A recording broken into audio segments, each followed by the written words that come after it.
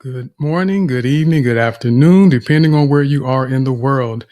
Hello, everyone, and welcome to the Confident Speaking Space today. I am Tim Brown, your host, and I am absolutely thrilled that you came in to spend a little time with us today as we become more confident and effective communicators. And that's not just standing behind a podium or on a stage, that's in every aspect of our lives. My goal here is to help you get to a place where you believe in yourself enough to know that you have the ability that no matter what the circumstances may be, no matter who's looking at you or listening to you, you have the ability to communicate effectively and to provide value to people that are listening to the things that you have to say. And at the end of the day, most of this begins with the belief in ourselves because all of you have accomplished so many things in your lives already. And we don't take the time to really put together the pieces to understand just how successful and impactful we've been in people's lives. If you've ever had a job, someone trusts you enough with their business and their customers to pay you to do your work. If someone has ever called you for advice, someone has trusted you enough to believe in what it is that you have to share and the words that you shared. So there's a lot that we've done. And I want us to make sure that we get out of this mindset that being capable means we've done something extra extraordinary or super significant. It doesn't have to be really huge to make a big impact. If you think about one screw that holds the engine in your car and keeps it from falling out, that's very significant, but it's a very small piece of a very big vehicle and a piece of equipment. So understand that no matter how big or small your role may be, it's important and that you're valuable. And I want you to begin to embrace that and accept the fact that when you show up, you have the ability to change the environment because you're the thermostat. As confident and effective communicators, we can change the temperature in the room. So always remember that. And I want you to know that everyone is welcome to speak. We want you to participate. We need you to participate in this conversation because it isn't about me. It's about all of us taking the steps and being intentional about our willingness to get better. No matter how much information I give you, Ron, Samara, Mama B, or anyone else, you have to actually do the work.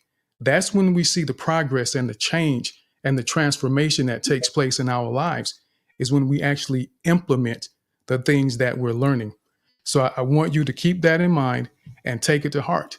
And for those of you that may not speak English natively, that's perfectly fine because everyone is welcome to speak here in this space. And I think most of you already know there's nothing to be ashamed of in this space, nothing to be afraid of in this space, because we're here to encourage you and help you figure out that if you do make a mistake, because I want you to make mistakes in here so that we can help you understand how to correct them and also understand that if you make a mistake, it's okay.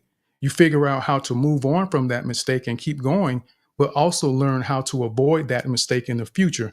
But it requires being intentional and it requires us all to take action, to not be passive about our desire and our process of becoming more confident and effective communicators. So, with that said, I want to go ahead and say hello to Samara. How are you today? Hi, Tom. Good morning, and good morning to everyone who are attending this space. Thank you very much for your time. All the speakers, Mama B, Ron, Ingrid, Caleb, and the listeners, thank you very much. And thanks to Tim for giving me an opportunity to co host with him. Nerves are really stretched. I'm trying to calm down. And when Tim will tell you what is the topic, I'll speak after that. Thank you very much. Absolutely. And thank you for that, Samara. And like we always say, when you feel nervous and you feel the butterflies, just take a deep breath or two or three and just slowly let it out.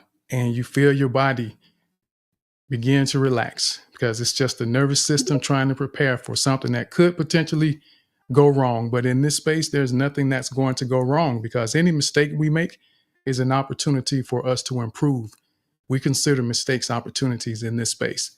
So I want everyone to know that and remember that. And just so you know, a few things that we do in this space as well. Some of the pillars of this space is the four P's of speaking. We focus on our pitch, pace, power, and pause when we're speaking to try to add some dynamics to the things that we say so that it's more interesting when people actually listen to us. We try to be concise. So we do use a timer a lot of times. Most times we will use a timer, and that's to force us to begin thinking about being mindful of what we're saying and how long it takes us to say the things we say. And I know in a lot of spaces, they don't mind. You can share as much as you want, as long as you want. But in this space, because we are being very intentional about becoming confident and effective communicators, we're doing that for a purpose. And that's so that you have the ability to navigate the changes or navigate when you don't have the opportunity to say everything that you want to say. I want you to understand how to refine your thoughts and be able to say what's most important for the moment so that you can be as impactful as possible. You can be courteous and respectful of people's time. And you also demonstrate your thoughtfulness, that you don't just say things because you can, but that you actually take time to think about what it is you're going to say before you say it. And that has a big impact when you're interacting with people. And I want you to really have that in mind. And we try to get to where we become more critical thinkers as well, expanding our comfort zone, but being critical thinkers. And when you're a critical thinker, you don't just look at what's obvious on the surface. You look beyond the surface to try to understand what's really happening. What are some of the dynamics that are actually going on before we make decisions and come to conclusions? And with that, I want to go ahead and say now hello to Bob, Caleb, and Mama B, who came up as speakers. How are you, Mama B? Oh, I am great, Kim Brown and everyone. Hey, Samara. Um, I've just been anticipating today, as I usually do, Friday, our communion. And I just want to say, I love the song. I love the song that you opened with. Let's go. I was bopping my head over here. I'm like, yes, we're beginning with the energy. Thank you, Tim. Looking forward to this conversation. Thank you. Absolutely, absolutely. It does make a difference. And see, those details have an impact on us when we speak. The words we choose to use, if we say I'm okay or I'm doing great, I'm fantastic, it matters. And it changes the dynamics of how people may perceive you. It changes the dynamics of how you feel and also how you engage with people as those conversations continue. So I try to be very intentional about everything that I do because it makes a difference. And as confident and effective communicators, you learn to understand the importance of the details, the significance of the details. If you're constructing a building out of brick, and if you make the mortar too thin, you put too much water in the mortar, it won't be as strong as it needs to be. So you won't be able to trust that building, that structure, the way that you would if you put the right amount of water in it. So the details matter. And I want us to really begin honing in on those details because they're significant. Bob, how are you, sir? Hello, good morning, sir. Can I get a mic check, please? Is it sounding okay from this distance? Yes, it is. Excellent stuff. Thank you, Tim. I'm doing okay. It's now 12 weeks into this journey of showing up. And yesterday, I was feeling a bit down at the end of the day. I had been in some space, not Twitter space or X spaces, but I'd been in a place where I was feeling a little bit down. And I've been putting a lot of effort into this for the past 12 weeks. And I figured, okay, it's the end of the day. I feel down. Tomorrow's a new start. Tomorrow's I can be born again and try again. And so I did. I got up and I did my first live stream this morning on Twitch. I've been preparing. This took work, so over the past 12 weeks, I've been working towards this. And actually, over the past 20 years, I've been working towards this. So I did my first live stream on Twitch. And then I edited it and I popped it onto a YouTube video for an edited video, and I tagged some people that I mentioned in it. And then I went on to somebody else's live that I usually go to. I admire this creator. They're a coder creator. And essentially, the second part of their life, they dedicated it to reviewing what I'm doing and saying, you're doing a really good job. I like this. I like this. And then they followed me on YouTube and they shared my video. And so I think I didn't think about what I was going to say, Tim. I broke the rule. I just came up and decided this is what I'm going to say. I think the takeaway I've got here is it's darkest before the dawn. Never give up. Always keep trying. Keep going, because you never know what tomorrow can bring. Who you're going to meet. What's going to happen. I've been down quite a lot in my life, but I have had the courage and the strength to pick myself back up again and keep going. And I encourage every one of you to come up, grab the mic. If you're anxious about speaking, come up and do it anyway. Push through it. Just say hi. Tim's not going to bite your head off. I'm not going to bite your head off. We're here to support each other. And a lot of us on here, that not everybody, but a lot of us want to support and help. So if you can do it, grab the mic, say hi. And that's me, Tim. Thank you so much for having me. Thank you so much for having these spaces. I appreciate you, sir. Absolutely, sir. Thank you. Thank you for that. And I'm glad that you continued. And one thing we have to remember, that success may not come overnight, but one night success will come. But we have to keep going. And that's just a great illustration how there are going to be those times in between, in the middle of the journey, that you will potentially lose focus. You'll become discouraged and you will question everything that you're doing and wonder, why am I doing this? But that's the moment where the breakthrough is usually waiting on you. And it's just a matter of continuing to push. Because if you've ever been in a car while it's raining, suddenly the rain hits out of nowhere. And sometimes it's just a huge downpour. And you contemplate pulling over under a bridge and wait until it stops. But you decide, I'm going to keep pushing. I'm going to keep going. And 15 seconds later, it's gone because it's just a scattered shower that showed up out of nowhere. And life can happen in the very same way. So we have to be prepared to continue to push on and not get distracted or discouraged, because life happens. It happens to all of us. And the way we deal with it has to do with the way that we perceive circumstances and challenges in our lives. They're there to build us and strengthen us. They're there to teach us and to prepare us for greater works of service. That's my perspective when I endure challenges and challenging circumstances in my life. It isn't woe is me. It's what do I need to learn from this and how can I be better the next time it happens? Go ahead, Samara. Thank you very much. Tim, I was listening to Bob. Bob, I wanted to say we are very glad that we have an achiever here, because no matter how many times you fall and no matter how hard you fall, but you rise up, you show up every day, and that's the energy, that's the message that you have just given it to everybody right now in this space. So you're one of the achievers sitting between us. So thank you very much.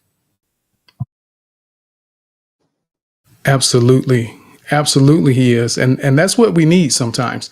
And that's why I always encourage everyone to not be afraid to come up and speak, to share your experiences and to share your story, because you never know how you will inspire someone to do something that they never thought that they had the ability to do, because you demonstrated that it was possible. Sometimes it isn't just the actual activity that you do. Sometimes it's the fact that you actually took the effort and just made it happen. And that can be very inspiring to people. And what I'm going to do here, let me do something really quickly here. And while I do this, I want to go ahead and say hello to Donika. And then we're going to, let's see, I guess it was Caleb. So Donika, how are you today? Hello, team. Happy Saturday. I'm doing great. Sorry, I was on a call and I couldn't be rude to say I have to go, but I did. And I'm glad. But happy Saturday. Hello, Samira. Thank you for taking the position for co-host. You're going to rock. Hi, Bob. Hi, Caleb. Hi, Mama B, Noble Ron, Angel, Brenda, and so many of you. So good to see you. I'm so excited to be here. And I cannot wait to see what the day is going to bring to all of us. Absolutely. Absolutely. So I tell you what, so we have some more speakers that are beginning to come up. And what I want to do, let me go ahead and share this so we can get into this. And then we're going to come to you, Caleb, Amir, and Dan once we wrap that up. So you can share thoughts or just kind of say hello to everyone. And I do, before I begin, I want to give a big kudos and shout out to Madev. Madev is in the space, and Madev actually completed the sign up form to do a challenge today. So he took that chance and he said, you know what? I'm not going to be afraid. I'm doing a challenge today. And it also, when you put yourself in that position and you know something like that is going to happen, it can create this anticipation that amplifies the butterflies that you feel. So the day that he signed up, he potentially had to deal with those butterflies up until the moment that he actually completes his challenge. But that's really being intentional and not being afraid of the moment, that no matter what it is, he's feeling comfortable enough that he can handle it, and he's going to test himself and challenge himself and push himself to do it. And that's where we want to be. So I encourage you all to sign up. If you aren't able to do it today, use that form and sign up, put your name on there and say, hey, I want to do it. I'm ready for it. Let's get it. So Madev and Abubakar also signed up for the challenge. And we're going to get to Madev to do that challenge.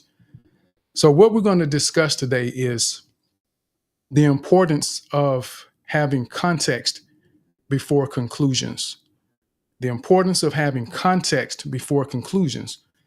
And we know what the idea of context is, understanding what's happening. But the dictionary says that context is the circumstances that form the setting for an event, statement, or idea, and in terms by which it can be fully understood and assessed. Context is the circumstances that form the setting for an event, statement, or idea, and in terms by which it can be fully understood and assessed. And what I'm going to ask is, I want everyone to take a moment. I just put in the bubble, the Chubble, a video that I want you all to take a look at. And let me see a show of hands. How many of you had a chance to look at the video already? Did anyone get to see it? So I see one hand. So I'm going to take just a moment. I want to give you all a chance to take a look at that video. So if everyone would look in the Chubble, or at the top, I pinned it at the top so you can see this video. And this has to do with the conversation today, the topic of having context before conclusions. So I'm going to give you all just a quick moment to take a look at that. And I think it's probably a minute long to be able to watch that video.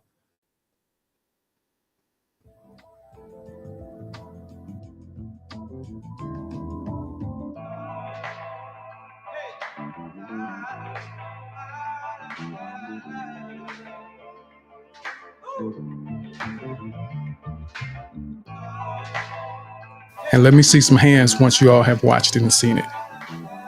Hands and hearts. Okay, there we go.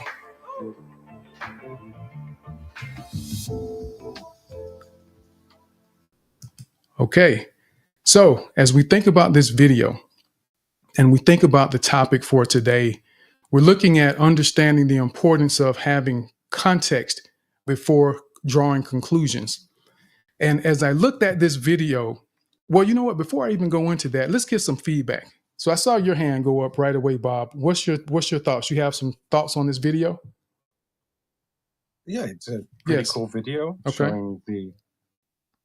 You got me? I do. Yeah, cool. It's a pretty cool video. To me, it says just because you're not as good as someone else in one area doesn't mean that you don't have the skills to rule somewhere else. We've got the NFL wide receiver versus the F1 driver. They're testing one area, but just because you don't test high in one area doesn't mean you don't excel in another. Everybody has different skills. We need all of the people and all of the different types of people to do what they're good at. Don't try and do what someone else is good at. Do what you're good at, and you'll find your people. Absolutely. Great observation. We all excel in something. And that's one of the reasons I try to drill in everyone's head in here is that you're great at something. None of us are great at everything, but I need you to understand and believe in what it is that you're great in. And when you do that, you will excel. You could be the best straw maker, the person who knows how to stack the straws the best. And who knows, you could become the person that celebrities call to come and decorate their tables when they have parties because you know how to stack straws in a special way. So I don't want you to ever discount what it is that you do well, because people survive, make money, thrive, become millionaires doing all kinds of things. And my greatest example is the Pet Rock. When I saw them selling rocks with birth certificates and making, I think, maybe $10 million over the course of a year or two selling rocks with birth certificates, I knew I was done. I was like, there's nothing that I can't do to make money. It's all about how you present it. And I want you, as confident and effective communicators, to understand how to present yourself well so that those opportunities will be looking for you also. But Donika, go ahead. Yeah, I like that setting of the video because it was fun atmosphere, and if you see how they hold the focus to catch the ball, one was looking eye to eye and one didn't have that eye contact, was focusing on the ball, so to see the speed and the time, but they both did good.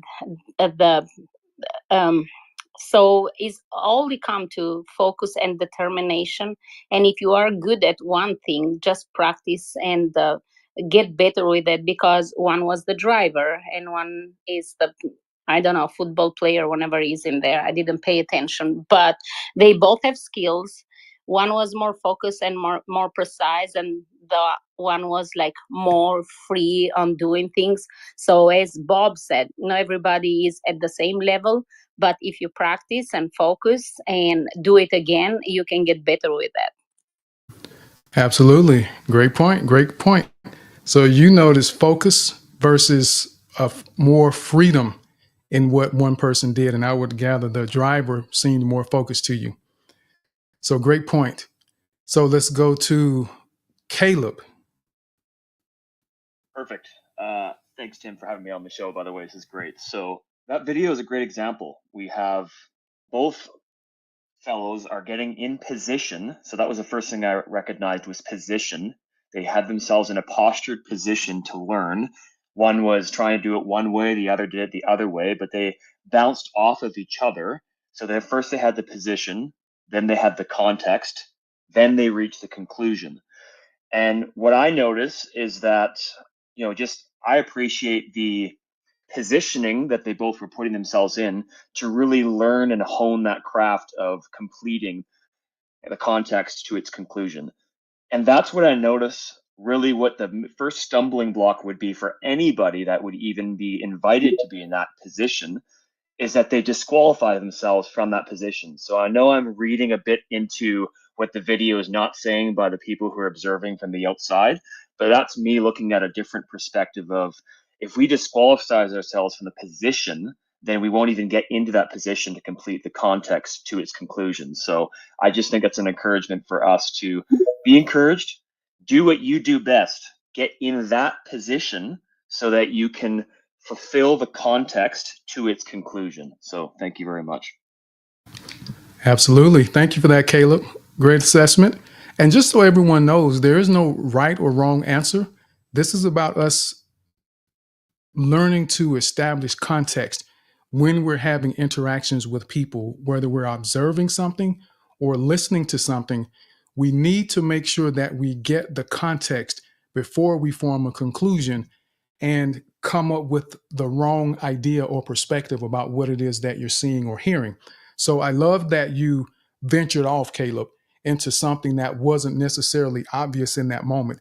That's what I want people to do. I want us to think outside the box and expand our perspectives to understand how two totally unrelated topics can actually be related and open the door for you to solve a problem that people have been trying to figure out for 50 years. But because you looked beyond what was expected, you came up with a solution. That's what we're getting at with this. Context before conclusions. Samara, let's go to you, and then we'll go to Dan, Mama B, Gustavo. Yes, Gustavo, and then Alnud. Right, thank you very much. When I looked at this video, I'll be just very precise, very concise. What my understanding was that their aim is one is throwing the ball and the other one has to catch it. Even if one had a missed ball, but he catched.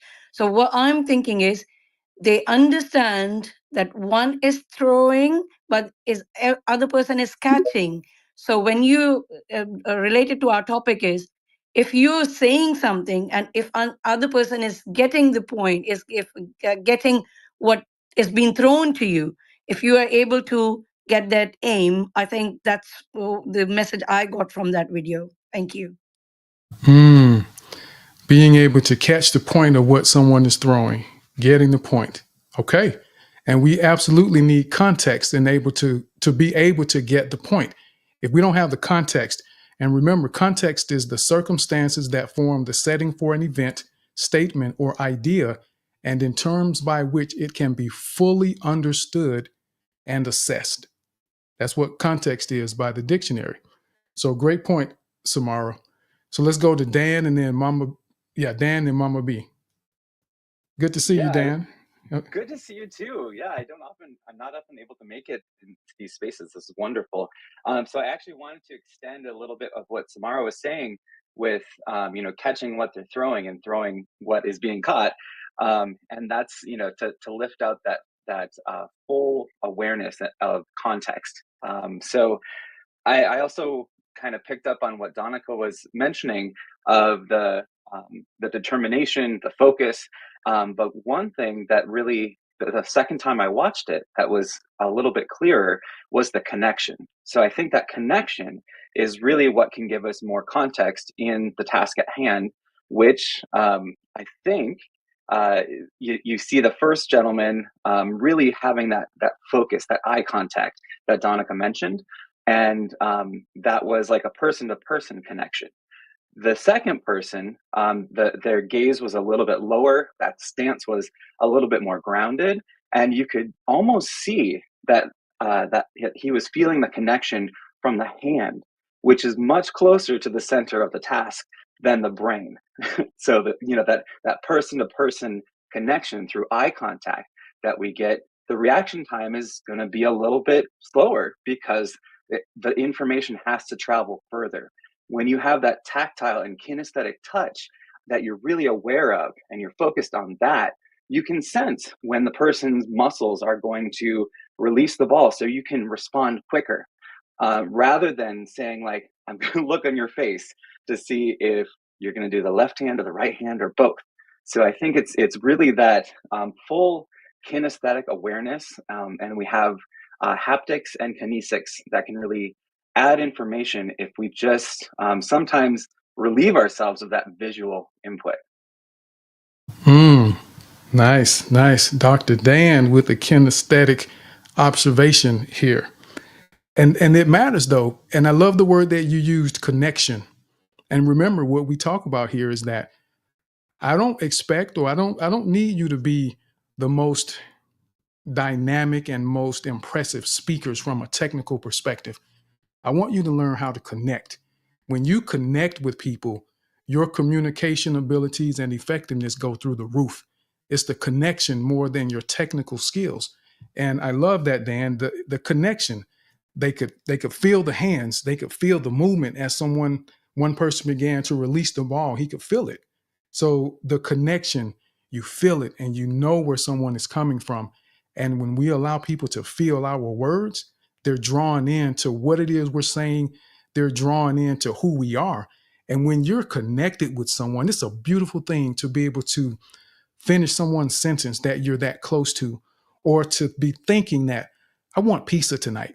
And then they come to you and say, you know what, how about pizza tonight? That's connection. And it's hard to beat connection. So great observation, Dan. So let's go now to Mama B. Mama B, how are you? Oh, I'm fantastic. Fantastic. Especially now that I'm here. Anyway, I watched the video when you first posted it earlier today before the room. And I don't know who these people are, and nothing about what they have on rang a bell of about anything. It was just two men doing this thing. and you didn't explain what it is that I'm looking at. So I'm like, okay, what am I looking at? So then I thought, okay, this guy is a little sloppy. Well, not in the fullest extent of sloppiness. I don't think I would have done what he did, but I'm just saying compared to the other one, I thought, oh wow, he's struggling a little bit. And then I read the comments, and those comments put that whole thing into context. So I'm glad that you mentioned about context before conclusion, because I had concluded a lack of less ability for the other guy. But then when I read the context, people saying, "Oh, this one is a whatever, the racer guy, and the other one is a whatever, sports football or whatever," and I thought, "Oh, okay, that's why he's so his flex, whatever you call it, reflexes are spot on like this, right?" And then another comment said, "Yeah, but then you can't really compare the skill levels of the two, because this one is probably trained over and over again, the eye-hand coordination for the car, and the other one learns a different skill. So this guy who drives might not be able to excel in the other guy's skill that he repeatedly does to perfect whatever moves they have to do on the ball field." And that brought the whole thing for me together. Like, okay, I see now. I'm comparing this guy as less skilled because of the context, and the guys, the comments helped me with the context. And so so context before conclusion, because my conclusion was off. But then once I was given the context, I understood. So powerful statement there, context before conclusion, Tim, that you're trying to get us to think about in our everyday interactions with people. Thank you. Absolutely. And thank you. And I love that. So you have added that you read the comments to help you get some context of what was going on, because you didn't really understand when you first saw the video. So we've had, 5 people share their perspective about the video, and everyone has added a different layer to what they perceived from watching that video, the context that they were able to have and formulate some type of thought and idea based on what they see. So this is a great illustration why when we're communicating with people, we have to be mindful and never make the assumption that people see it from our perspective, because we have to understand the context of where they're coming from. We've talked about the profession that they're in. One person is a professional race car driver, IndyCar driver, and the other is a professional football player. That's contextual information that's very relevant to what we saw in that video as to why there was a difference. And that doesn't mean that one is any more athletic or a better performer than the other. But what it does show is that one may be a little faster with their reflexes than the other. So let's go over to, I see your hand, Donika, and then we're going to go to Amir. Yeah, Amir was already up. So after you, Donika, then we'll go to Amir, Gustavo, Abubakar, and then Ami. Yeah, that brought something in my mind, because we do like contests and competition with students in the classroom. And one thing between these two guys is they know their skills and talents, but at the same time, they trust each other, and they want to have fun at the same time discovering their skills and talents. But they had fun, and there was that friendship and that camaraderie. Whenever wins, it doesn't matter that you are better than me, but we are having fun. We put in our skills, to work, and for everybody else to see how it's done. So it's fun at the same time, trusting each other, creating a fun environment, because competition always need to bring great results, because they are the teaching tools for others as well. Awesome. Fun environment. Creating the right kind of environment matters when we're communicating with people. If you show up with tension in your face and fire in your eyes, the person that you're speaking to is instantly and automatically going to feel like they have to protect themselves to some degree. They're going to be on edge, and they won't be able to connect to what it is that you're trying to share with them. So we have to be mindful of the type of environment we're creating, not only with our words, but even our posture, as people have described the positioning, the way someone was standing in the video. One was lower, one was higher, one was making physical contact. All of that matters. All of that plays a role in what we're doing. But think about the environment. And as competent and effective communicators, you are the thermostat. You get to set the temperature in the room. And before we go to Amir, I want to just say to everyone, those of you that are waiting, that have your hands raised or requesting to become speakers, just bear with us, and we're gonna get you up. We're gonna get you up in a little bit. So Amir, how are you, sir? Great to see you. Good morning. Okay. Yeah, great to see you. Good morning, good afternoon, good evening. Donika, nice kickoff there, with your analysis of that video.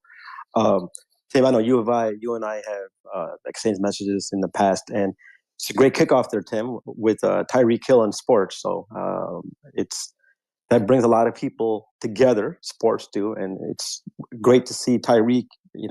He's good at his level, in the NFL as a football player and the race car driver. I've participated in an activity like this when I was younger, and a person can tend to get a little nervous and completely mess the little activity up, if you want to call it that. But Tyreek stepped in and sort of the race car driver, and they performed it well. And in some cases, and if you draw a parallel, it could be like speaking. You could be in a meeting, you could be at a family gathering, you could kind of be put on the spot right away to speak. So you got to sort of be prepared at all times and not I guess you could say, get nervous or just shy away from it. So it's part of being embracing the moment and going forward with it, which is one of the things that I saw from it, because both of them could have stepped away and said, well, this is not for us. I catch footballs and I drive a car. But they handle it really well, and I feel that it sort of relates to how we speak a lot of times.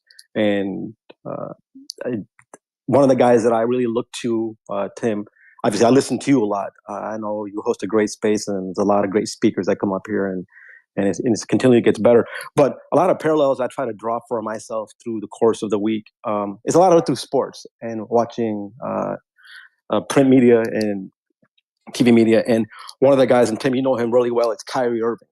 Those that don't know him, he is a professional basketball player. And in my opinion, he's got to be one of the best speakers, period. You wouldn't know he's a professional athlete when he speaks. That guy probably, when he gets done with basketball, he'll make tons of money.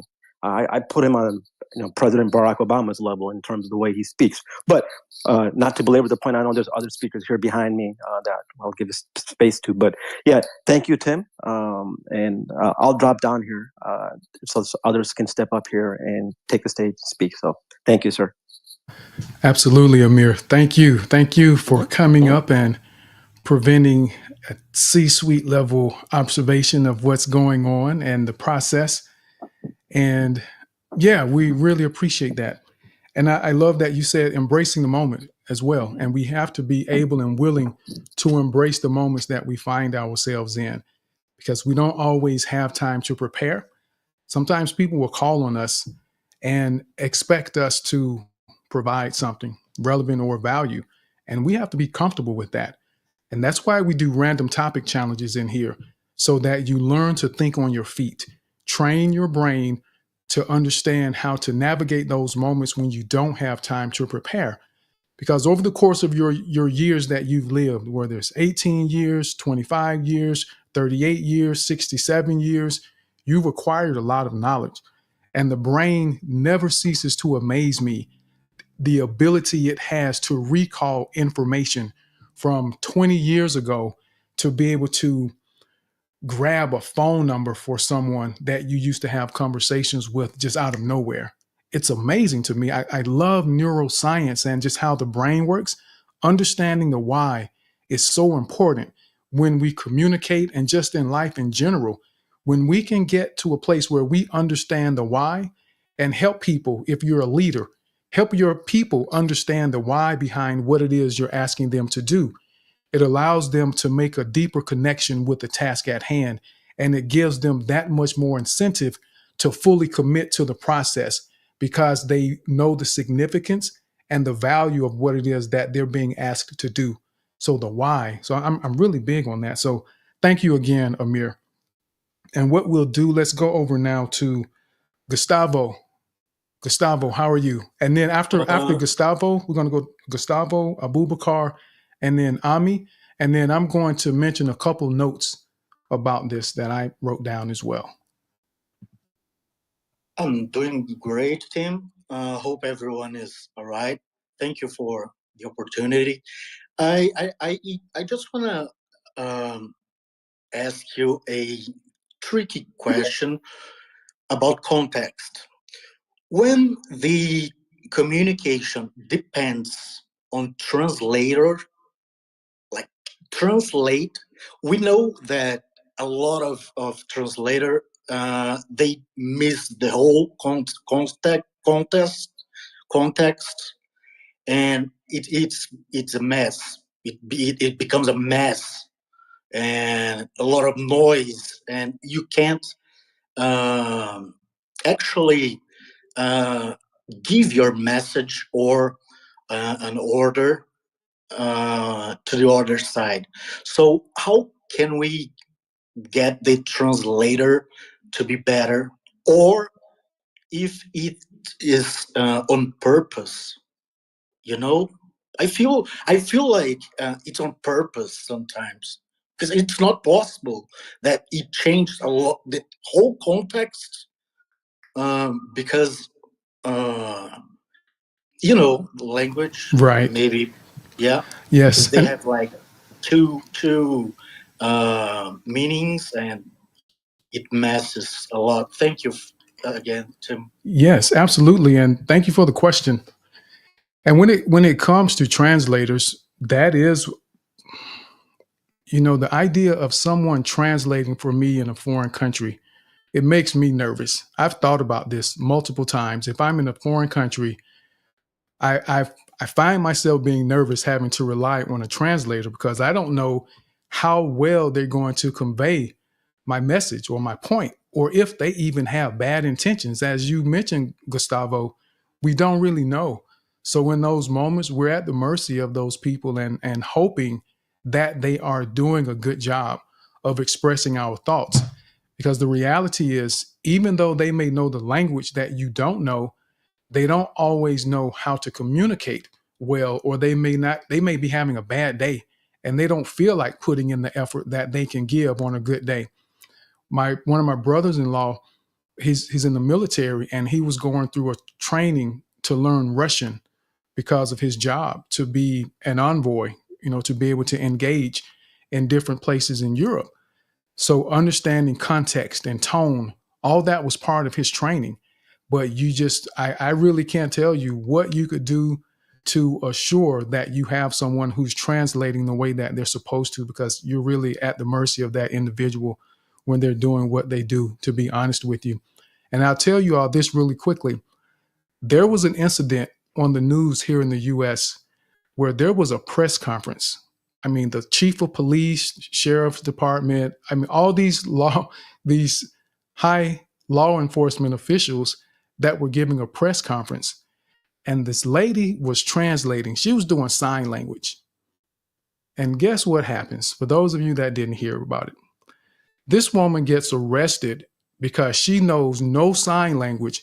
And she was standing in the middle of the press conference pretending to do sign language, standing next to the chief of police and all of these law enforcement officials. And that just blew my mind.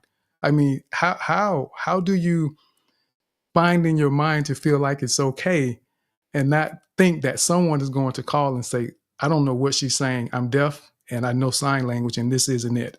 So that was it was amazing to me. So people will do things. You just never know, Gustavo. So I just hope and pray that they have the good intentions and that they're having a good day.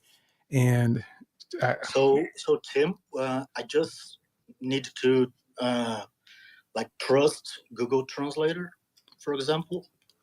You may, or hopefully there's someone that you know that could help you make sure that it's clear. Because I figure if I go to Saudi Arabia or to Egypt somewhere, I'm going to probably call Mr. Zaid, some people that I know that I've met here on this space that I could feel comfortable enough with that they're going to translate and tell me when someone is wanting to steal my wallet or have bad intentions around me.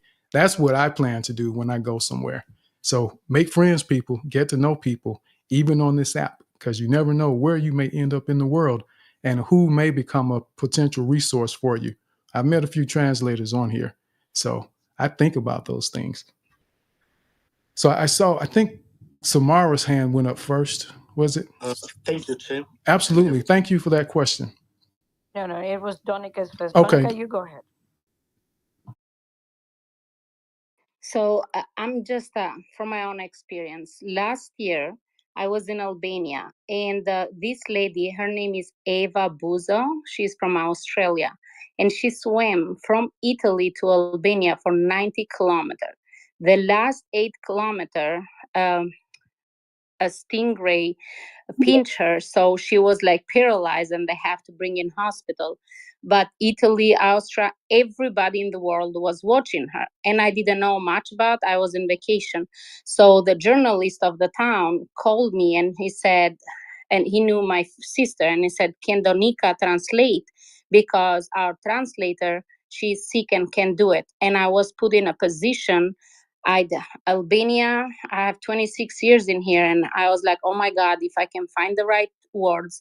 But they luckily want it in English and in Albanian, both languages. So I talked to the coach, I talked to Eva, and I talked to the journalist. What was the expectation? I said, then sometime I can find the right words in Albania. And he said, do the best. And if you don't understand, because her accent, Australian accent, was very heavy for me to understand, and but she was even her English. So in the end, he said, do a recap or summary. If you can understand all the words she's saying, do a recap so the people to understand what is her mission, her purpose, and why did she do this. So the interview went really well, but I was nervous. I have butterfly. Prime Minister was there, mayor of the town, and everybody in the world, because it was televised. So sometimes you have to, if you can do it and you are nervous, say no from the beginning. But if it's something major and, benefits others, do the best, position yourself, make eye contact, listen very careful. It is very important because it is a message that everybody else want to hear.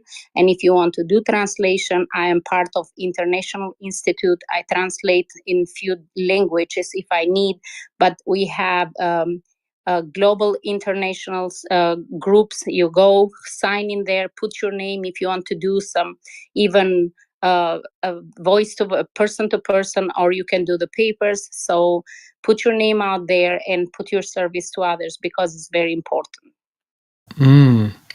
Awesome. Great share. Thank you for sharing that. So I see everyone see, I knew what I wanted to say, or at least I thought I did. So I was tied up between great and thank you in that moment.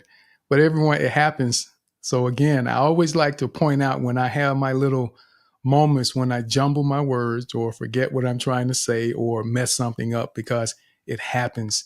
That humanizes us when we're interacting with people, especially if you are very skilled from a technical perspective.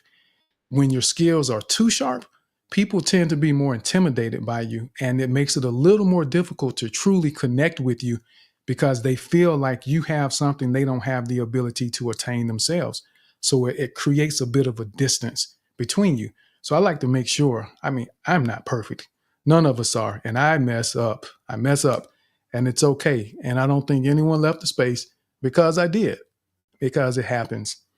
And just a reminder why it's so valuable that if you have questions, come up and ask them. So now Gustavo may get connected with this organization Donica's a part of and find someone that he can get to know on a more intimate level or personal level to feel comfortable if he needs a translator. You never know who you're going to meet in these spaces. So I want you all to get to a point where you're willing to say something, speak up. It may not be for your benefit. It may be for someone else's benefit when you say the things that you have to say. And even if Gustavo doesn't need what she shared, someone else may. And it may be a door of opportunity for some of you that speak multiple languages to get connected and begin earning an additional income or potentially a career change because you never thought about translating when you speak 15 different languages. So you never know.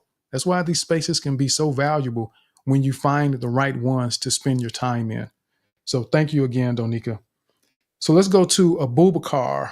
So Abubakar, Ami, and then Mama B, and then, oh, I'm sorry, Samara. Samara, you had your hand up. Yes, Samara. Thank you very much. Thank you, Donika, what you have said and share. As Tim, you said, connection is the most important thing, and we are sitting here in this space. I just wanted to say welcome a few of our very good friends. So I didn't want them to feel that, oh, just because they are sitting and listening, we're not acknowledging them. So I've got here, Rumi finally got the mic. So thank you very much for coming and supporting. And Mean Machine, Greg Joseph is here. And Nobleron, anyway, you were here with us since the beginning. Harun is here, and all of the listeners, you're here. We appreciate every single one of you. So I will just now keep quiet, and I'll let the person who has the turn, and I have jotted down, it would be Abu Bakr. Yeah, thank you very much. Absolutely. Thank you for that. And one of the things that I try to do everyone's picture doesn't always show up on the screen. So one of the things that I try to do is send some hearts when we're connected to try to let people know I see you if I can, because you don't always get to call all the names out. It can really take you down the road. And if you miss someone's name, then people feel left out. So I always struggle with that when I go into spaces before I start speaking to people, and then you forget someone and now someone's potentially upset because we didn't call their name. But we appreciate you all for being here. As Samara said, whether you're listening or speaking, your presence is just as valuable. That goes back to what I said earlier about your role, big or small. It's important. And by you listening, you get to carry this message with you into your life. So even though you may not have spoken here, when something resonates, you get to share it with people in your life. And now that ripple continues to expand where lives are still changing, even if they weren't here and you didn't speak, because you carried the word with you to where you are. And that's the power of transformation and the ripple effect of what it is that we do in these spaces. So thank you again, Samara. So Abubakar, good to see you, sir. And Abubakar is doing the challenge today as well, people. Yeah, can you hear me? Yes, I can hear you. Okay, thank you. Good morning, good afternoon, good evening. Tim, Donika, Samara, Mama B, everyone. Hope you all are doing great. Well, from the video I saw that has been shared, I have two takeaways from them. One is, the first thing I observed is, one of them is a bit slower while catching the ball, while the other is faster. But comparing it to the reality of life or how things happen in real time, it doesn't mean because you are slow in doing things and some people are faster in doing the same thing that you are lagging behind in something. Everyone works according to his own pace in life, and apart from that, that doesn't mean we are not learning altogether. Some might learn faster and some might learn slower.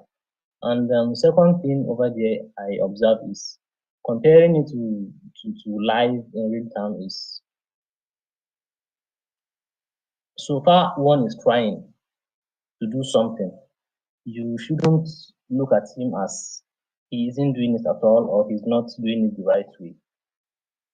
And the third thing I see over there as well is, the first person that was slow in catching the ball might have other things he might be very good at, which the second person is not good at as well. He might beat him in some other kind of, sports or thesis or the rest. So whatever we do in life, we should just consider these kind of things. They are just examples to things that happen in real time. So you just put them in real time, in real in real scenario, and you are good to go in trying to make some things good or making them right, and that's it. Thank you. Absolutely, Abubakar. Thank you for that. And you are absolutely correct. Another different point that people learn at different rates. We don't all learn at the same speed.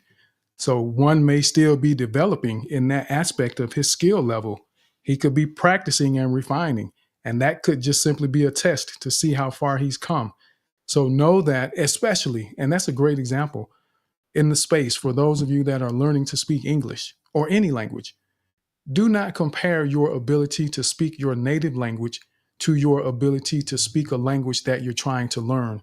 That is totally unfair to you, and it can become discouraging very quickly when you're comparing something that you're good at to something that you're learning or to what other people are doing. Understand where you are, where you're trying to go, and what it's going to take for you to get where you want to be, and just stay focused on that. Do what you do best. And as you're learning, you stay in your lane and you learn at the speed that you have the ability to learn. Because some people learn faster than others. Some people went through high school without even taking notes because their brain just works differently. I mean, I had to take a few notes, but some people just they don't have to work as hard to learn things. So we have to figure out where we are and do what we can to get where we're trying to go. So let's go over now to Ami. And you know what? Before Ami speaks, I want to notice or note how everyone today has been very concise with their thoughts. I don't think I felt like at any time that we probably needed to start using the timer because people are embracing the idea of conciseness. And if you notice, things flow better, it moves more smoothly. We get through hands faster when we focus on conciseness. And I think it was who was Gustavo, I believe it was. Someone mentioned, no, it was Amir that courteously said, you know what, and I see their other hands, so I don't want to take too long. Let me go ahead and finish my thought. And that's what conciseness helps us do, is demonstrate that level of courtesy and consideration for other people on top of the fact that we're thoughtful about what it is we're trying to say. So I just wanted to commend everyone for doing that. So let's go to Ami. How are you, Ami? Good to see you. Good to see you too, Tim. Am I audible clearly? Yes, we can hear you. Perfect. Okay. I'm on a different device, so I like to ask that question just to check that I'm audible. Hey, Bob. So I wrote down something that I would like to say in this space. First, how are you, Tim? How have you been doing? I've been very well. No complaints. Life is good. Oh, that's what I love to hear. I know it's Saturday, but I feel like it's kind of come down, feeling very relaxed. Listening to you guys has been just a joy. And I saw the space was open. Tanika, I think we tweeted it earlier. And I thought, oh, do you think to know? Okay, gotta jump in. And I've written something down because, and by the way, the last thing that you just said, Tim, about being a second language learner is 100% true. I can verify that for all of you as a second English as a second language speaker. So I learned English as my third language. I'm sorry, Ami. Let me ask a question. Are you using some wireless headphones or AirPods or something like that? I will return to the space. Okay. On my phone. I will leave and come back. Okay. If there's any audio issues. Okay. Because I can hear you, but there's a hiss in the background as though you're standing next to a fountain. You know how on the movies where they'll go. You know what that is? That's my generator on my computer overheating. Oh, okay. Yes. Down on it. Got it. I'll leave the space. Okay. Thank you for that. All right, so let's go over now to Mama B. Mama B. Yes, thank you, Tim, for alerting Ami, because I thought I'm the only one or something, even though I knew that it wasn't coming from my end. But anyway, I noticed in your post to announce these rooms that now you include laugh or laughing. And so I feel like I can say I can say what I'm about to say, because when you said about the sign language interpreter, or the interpreter who was signing, and come to find out that they were not signing the correct thing, it reminded me of I don't know how many people know Mandela. Mandela was the guy in South Africa who was jailed for 27 years for fighting against the evils of the regime there, apartheid. Apartheid in North America, they call it apartheid, but it's apartheid. So anyway, so when he died, all these leaders from all these countries were there on the stage and everywhere, of course, worldwide, you can imagine, worldwide coverage. Obama was speaking, and eloquent Obama giving a speech over there. And there was a sign guy next to him. And we interpreting, of course, some of us, we don't, I don't sign, I don't understand sign. I just looked at him only to find out that he was just a fake. And all of the people in that community alerted after the fact, of course, that we couldn't hear nothing about what Obama was saying, because that guy over there was just doing some charade or something. So I just wanted to come up here and just laugh at that, because it really does have huge implications when people are not interpreting the right things. And here we were in this global event, and there was a guy who was just playing charades next to Obama in front of all the world leaders in Mandela's service. Yeah, done speaking. It matters. And that's why we have to have relationships and have people that we trust in our lives that we can be comfortable with, because you never know. And in a situation like that, I feel like I would have planned, and I know with longer events, they typically have multiple interpreters anyway, so that they're able to switch out and take breaks, because that can be tiring trying to sign, not just physically, but there's an emotional drain. And some of you will begin to find out when you're hosting spaces like this, that it requires a lot of energy to have to think and focus. And that's one of the reasons going to conferences and seminars where they'll speak and just force feed you information for 2 hours straight is almost pointless, because it requires focus in order to learn. And our brains only have the capacity to focus for about 15 to 20 minutes, maybe 15 minutes or so. And beyond that, you hear the words, but it becomes that womp, womp, womp, womp, womp, like Charlie Brown. And you aren't really learning anything. You're hearing it. And who knows, maybe your brain will catch some of it and put some of it together when you go to sleep, which is when our brains process information and turn short-term memories into long-term memories when we sleep. That's why sleep is so important. We're probably going to do a space about sleep in here one of these days, because it has a tremendous impact on our ability to communicate and how we communicate with people when we don't get the appropriate rest that we need. That's why my goal is trying to get at least 7 hours a night.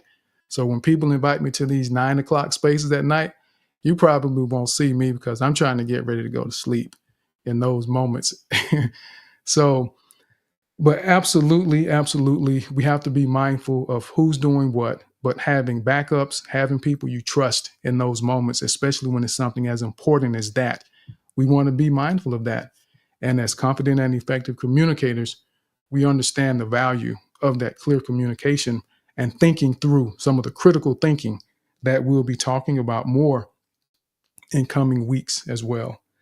So I see that Ami has made it back. Let's try again, Ami. Let's see if that little water fountain has disappeared.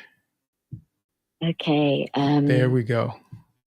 Mic check 1, 2. Am I audible? Yes, you're audible. Oh, fantastic. Okay, that's a relief. Oh, yeah, you probably could hear everything from birds' song because my window's open. But thank you for giving me the opportunity to return. Love the space. And I loved what you said about not comparing yourself to native speakers of English. I think it's really, really, really, really important. I cannot stress this enough, guys. The level of insecurity that comes with learning English when it's not your first language is an absolute nightmare. I've been very fortunate that I was growing, like living in an English-speaking country whilst I was studying the language. So I have its huge advantage to a lot of people that I don't take for granted at all, because it's a long road and the destination is still unclear, but we'll get there together. So what I wanted to say was, and I've written this down because, and this also ties in with being a non-native speaker as well. Actually, I should mention, I often write things down. I'm in therapy at the moment, and I always prepare like a list of bullet points that I want to, like I said to my therapist, so I want structure to our appointments. I'm sorry, I can't do this wishy-washy here, there, and everywhere. Like, I need structure. There's certain things I want to talk about. I've only got 45 minutes to an hour if you don't cancel. So I'm going to take that time, as Tim always says, and use that time. And I often write things down, especially it's helpful for me hosting spaces as well, just making little notes. But this is going to sound a little bit strange. So what I've done is I've written, when we were at school, we used to do these things called writing. There were different tasks like writing to persuade, writing to argue, writing to give information, like different writing tasks that they made us do. Writing to persuade and writing to argue the differences and the nuances and these kind of things. This is writing to apologize sample that I've drawn up very briefly. So it goes like this. Tim, you're going to love this, don't worry. Dear Tim, following the recent cancellation of a booking for a guest speaker at the Mental Health Collective, otherwise known as MHC Spaces, I would like to extend an invitation for a second time to invite you to come and speak at the MHC at your earliest convenience, because we had to cancel. I'm so sorry. And yeah, Thursdays are good. It doesn't have to be this month. We can let Mental Health Awareness Month just bleed into June as it should, because sometimes we're not ready for summer. It just happens to be that way sometimes. That's all I wanted to say. Great space, and looking forward to hearing Bob speak, because I haven't heard him open his mouth once since I've been here the whole time. Really disappointed, Bob. Just kidding. You know I love you. #yellow is sunshine. Thank you for listening. Thank you for that, Ami. Thank you. And that takes a lot of courage to do that, what you just did, openly like that in front of other people. But one thing my mother used to always say when we were kids growing up, she said, if you do something in public, if you mess up in public, you need to fix it in public in front of those same people and correct it where you messed up. So if something happened at school, we didn't just get in trouble at home.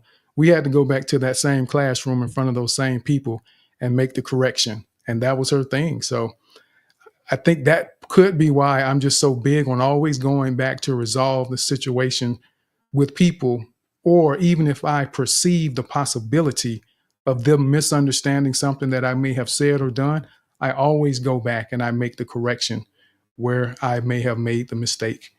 So thank you for that, Ami. And I would definitely get back with you on that, so we can try to do that again. So thank you. So let's go now to, I think it's Nathan Neal. Let's see, is Nathan Neal? Okay, Nathan Neal may have dropped down. Okay, so let's try now. We'll go to Bob. So we'll give Ami an opportunity to hear you speak, Bob. My. Thank you so much. I feel like I've skipped the queue. Ami, thank you. I appreciate that. Yellow is sunshine. that's amazing. Anyway, let me try and keep this on point, and then I'm going to drop down so other people can come up and speak. Tim, thank you again for having me. I mean, you missed the start of the space is where I unleashed my heart today. Anyway, you said about sending emojis and hearts. I've actually been around the room twice to send as many people heart emojis as I can. So if you've got a heart, it means I see you too. That's the first bit. The second bit you inspired me to talk about is I posted a snippet from my live. So I talked about that I did the live. And in that snippet, I talked a little bit about my tech journey, and I happened to mention I wasn't a programmer. And I did that among all my programming experience. Now, one response I received, let's say it was quite colorful in language, but it had a very good point. And here's the response. What do you mean you're not a programmer? You most certainly are. Don't ever say that again. I fought that imposter syndrome fight for a long time. And when you talk like that, you potentially rain down on other good, competent coders who have less experience than you. And that made me think, what do we have to do? What do I have to do to overcome this? So if you're struggling to find your confidence, maybe imposter syndrome, I'm finding recognizing my achievements or doing better. I'm going to do better at recognizing my achievements, setting realistic goals, learn every day, practice self-affirmation, celebrate your wins, no matter how small they might be. You know, be thankful every day for the wins. That's what's keeping me going. You got to show up. You got to start networking, find mentors, join community. That all of these are going to support you. A lot of us want to help. That's why we're here. I'm finding that out very, very quickly. Most importantly, even though it may fill you with anxiety, you should show up, push the buttons, come up today, take my place, take the first step, and begin your conversation right now. Do it. Thank you. Thank you, Tim. Thank you, everybody. Till next time. Absolutely. Thank you, Bob. Thank you for sharing that, sir, and spreading the sunshine everywhere you go. So it's hard to be the smile and the sunshine in the background. So I want to say, so just so everyone knows, for those of you that may have recently joined the space, thank you for being here, for joining us and listening in. And hopefully you'll get a chance to share some thoughts with us. But I want to just share with everyone that doesn't know already, today we're discussing the importance of having context before conclusions in our communication. And I want you to take a look at the video if you haven't had a chance to see that yet. And that's kind of the foundation of what we're discussing today. The importance of having context before we have conclusions in our communication, and how that can really shape the dynamics of a relationship well beyond the conversation that you're having in that moment. And it's really important, because if you draw the wrong conclusion in a moment that someone is vulnerable, that someone is expressing some deep concerns with you, you run the risk of damaging that relationship to a point that they no longer trust you, because they feel as though you aren't taking the time to listen, that you don't understand them, and that you don't care enough to get the information that you need. As Mama B said earlier, she didn't understand the context, so she read the comments so that she could inform herself before coming to a conclusion about what was happening in that video. And that's what we have to do in our interactions with people, is take the time to get context to understand. This context may happen in different ways depending on your circumstance that you're in. For some, it may be as simple as asking a question in that moment, 2 questions. In some cases, it may require you to say, you know what, let me think about that for a little bit, and I'll get back with you once I've had time to get my thoughts together. So it varies from situation to situation, and I want you to be mindful of that. And that's what we're discussing today, is having the importance of having context before we have conclusions. And I see Samara's hand. I saw your hand, Samara. Thank you very much. I'm just trying to say that please, people, don't lose hope. You are in the queue with the number order, so it won't be that long. So Rumi is next, then Brooklyn, Noble Run, Dan, Darren, George. So please don't lose the hope. Stay here, and we want to listen from everyone. Thank you very much. Thank you for that, Samara. Excellent, excellent. So, Sir Rumi, how are you, Rumi? Welcome to the space, sir. Hi, Tim, Don, Ron, and Samara. What a curated panel of hosts and co-hosts. One from North America, one from Europe, one from Asia. I mean, you did your homework, Tim. I don't know how much pounds would I have to pay to get on the panels, but no problems whatsoever because I got an invite from Noble Ron to go to his space. So I'm going to enjoy that. And also, hi to Darren, Mama B, and others as well. I was looking at the video in the Jumbo chat up there. And yeah, this is something that happens a lot, and it's completely normal for guys like us. Tim, do you have your buzzer, by the way? Because I don't want to be that buzzer beater. All right, but he still has. Oh my God, this is giving me such anxiety already. But I want to keep it concise. Yes, absolutely. Having context, because I just sometimes it happens that the space gets a little loaded. For example, Donica, I DM'd her and asked how she is because I haven't been able to speak in her spaces, some glitches in Twitter. So she said she was cleaning the house. And I was like, give me the context because that is the topic. Because are you cleaning the house or are you removing people from the space? Because it could be both of them. So I need context for that. So, yeah, I mean, that is one example of context right there, then. One common question that I get a lot in my field of practice as a doctor, that is my first discipline, are headaches. And, headaches can be because of a billion reasons. I mean, you can't just be having a headache because of one reason. You can have a headache because of lack of sleep, a lot of sleep, stress, headache because of high blood pressure.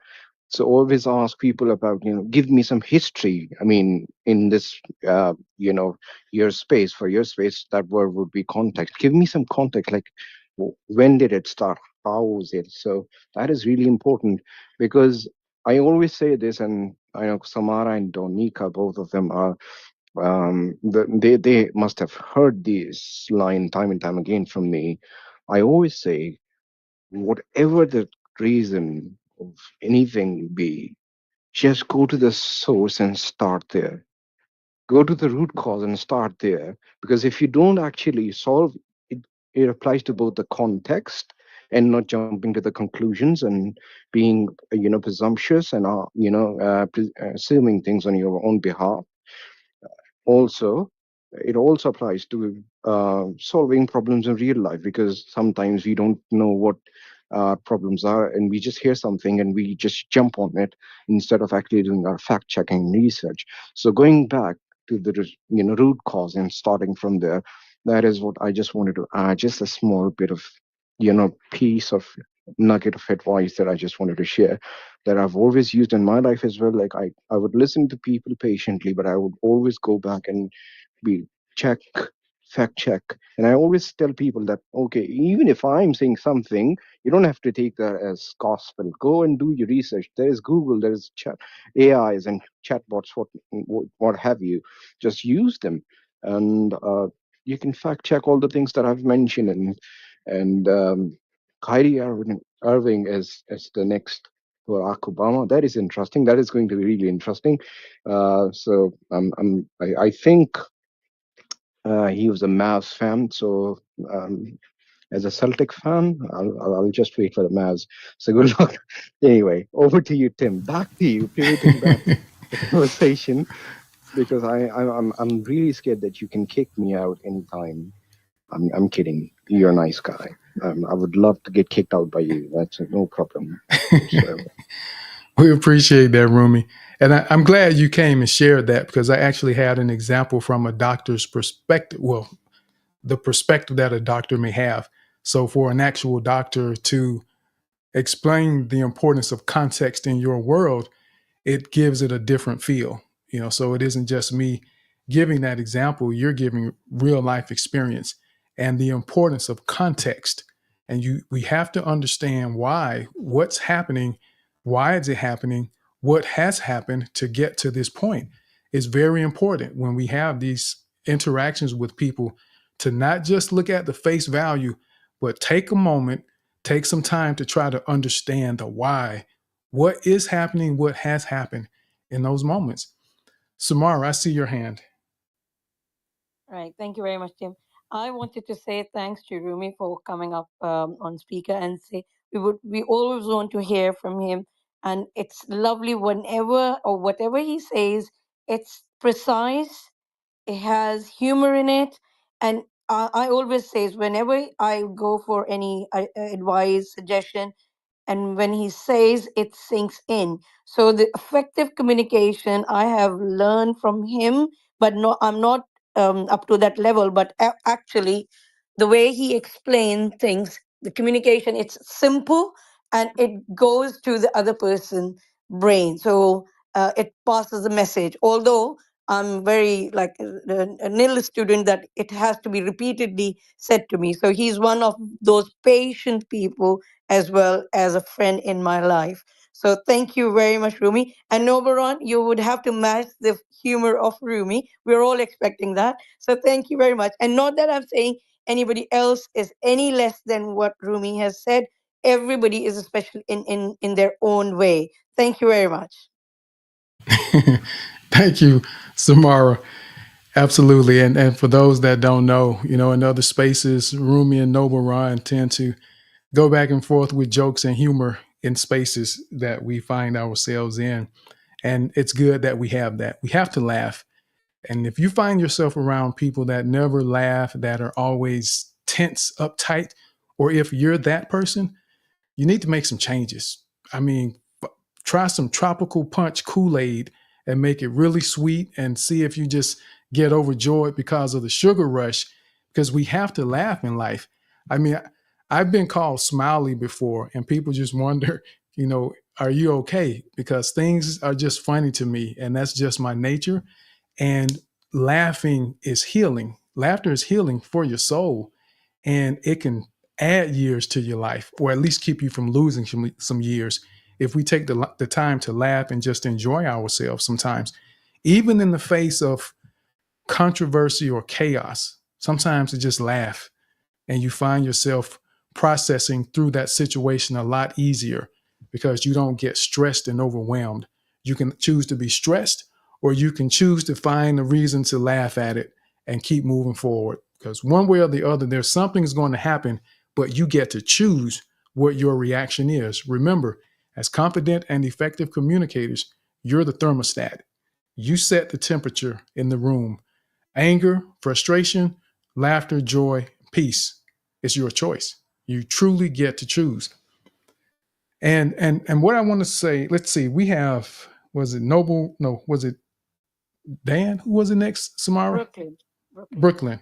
Okay. So Brooklyn, good to see you, Brooklyn. We're talking about getting context before having conclusions. Well, my whole outlook on life is believing in yourself. You can accomplish anything you want in life by simply setting a goal and believing in that goal. You cause a spark in your body, which radiates into confidence, which is felt by everyone around you. It happened to me. It made my whole career. When I was 16 years old, I had a spark in my life and I got the confidence and I told everybody around me I want to be a professional wrestler. And they all told me I was crazy. I should be afraid. I should fear it. And I said, fear fear is a word that don't exist. It's never changed the outcome of any situation. And I will call you from now on my inspiration. So I kept going for my goal. I got into WWE. And I'm the longest reigning wrestler ever in WWE history, 32 years. And I made other goals. I actually had Dwayne "The Rock" Johnson's first match of his whole life because he chose me because of my feeling of making other people look better. He had no money. He had $7 in the bank, and he chose me to wrestle him for his first time ever in his life. He had $7 in the bank, which I love because he named his production company $7 Production. So he said to me, I picked him up in the airport. It's actually all on YouTube and everything.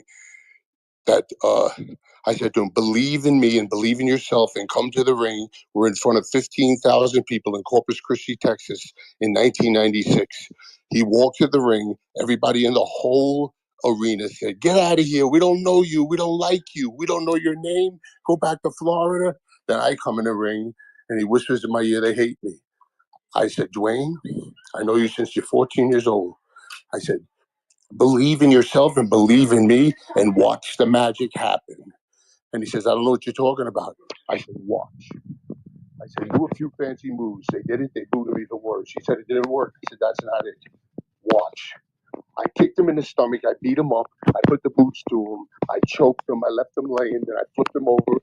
I put him in a headlock with my knees on the ground and he's on his butt. And he looks up at me and he says, what should we do now? I said, take your right arm, stick it straight out, shake your hand, and move it slowly up into your head. And as he was doing that, all the boos were disappearing. And then as he got to his head, we were both standing up. I'm still grabbing his, I still have his head in the grip. And I said, this is the magic. Watch. Give me 2 elbows, throw me around like a rag doll, beat the hell out of me, and then give me a pinning combination and beat me. And as soon as he did that, 15,000 people stood up and said, we love Dwayne. We love Dwayne. And then he got a contract for over $200,000 2 days later.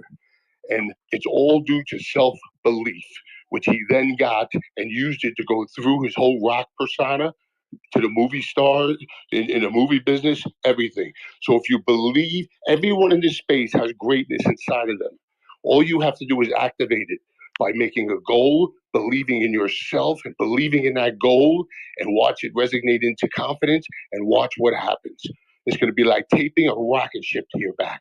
Everyone around you is going to feel it and see it, and you're going to look in the mirror and you're going to see it yourself. You're going to feel like you could accomplish anything in life because you are the owner of yourself and you are the only one that can tell you yourself you can or cannot do something. No one else can. So just believe, self-belief is my greatest tool in life. Absolutely. Thank you for that, sir. You got to believe in yourself. Absolutely. And I'm that's telling you, any goal you can make, there's not too big of a goal. right. It's not too big of a goal. Any goal. I wanted to wrestle in Madison Square Garden. They told me I was crazy. In 32 years, I wrestled there 52 times. Brooklyn. So you know what? And that's fabulous. I love that story. And I love, to get to hear how you helped launch The Rock's career. It's very inspiring. I remember even the first time I heard it, it's always inspiring to hear. And But if you watch it on Young Rock, season 2, episode 8, he mentions it. It mentions it. There's a whole series on me having his first match with him commentating the Gotcha. whole thing. But I mean, that's the secret to success. Believe in yourself. There are no limits in life. Your only limit is Brooklyn. So I appreciate that, but I want to get back to the specific topic that we're focused on, and the importance of getting context before we form conclusions. So I thank you for the story, and in case anyone wants to even hear more of what you shared, I think it was last week or week before, Brooklyn shared even more of the story in a previous space, either last week or the week before. So that way they'll be able to hear even more of what it was that you shared that time. But definitely appreciate you coming in and reminding everyone of the importance of believing in themselves. That's one of the biggest premises of what we do in this space, is to help people believe in themselves. That's where the confidence begins, so that they can realize that they can do anything that they set their mind to. So thank you for that and really appreciate that. Thank you for letting me speak, because that's all I care about, is helping other people. Absolutely. Thank you so much, Tim. I appreciate that. Yes, sir. Thank you for that. So it was, I think, who's next, Samara? Noble Ron, please. Noble Ron. Okay, there we go. I think I'd like Dan the Man to go first. I think he was before me. There it is, Dan. Oh my goodness! Well, I'll take it. I think you were actually before me, but it doesn't matter. I'll go. I'll run with it, because I do want to make way for somebody else to come up on the stage. But I just wanted to tie something together, back to the topic. Mr. Brown was this idea of context can grow over time as more information comes in. So just a brief story. When my daughter was 2, we ended up accidentally marching on the Sacramento Capitol in California. Here's how it happened. So somebody was, my wife was in town for work. We had to just kind of spend a day, exploring downtown. Somebody came up to us and handed her 2 plastic cups, duct taped together with some beads in it. And she was just like wide-eyed and like, "Oh my goodness, thank you so much." And I was like, "What is this from?" And he just pointed to the Capitol. And I was like, "Okay." And then Maria looked at the Capitol, and there was a line of people marching. And she's like, "It's a parade." And I was like, "Okay." And so we just got closer, like that first conclusion was it's a parade. And that's like our kindergarten self, or like our self that is leading with curiosity and discovery. As we got closer to the Capitol, I could tell, no, this wasn't a parade. It was a protest. So, like my heckles went up. I'm like, I don't know what the message is. So we have to just get more context. And then the funny part is, when you're in an experience like we are today in this space, I'm thinking of this memory differently, because as we got closer, I saw what was on people's shirts, and they were saying, in I think there were 26 languages, the right. It was like the right to have an interpreter in court for people that are being charged with a crime.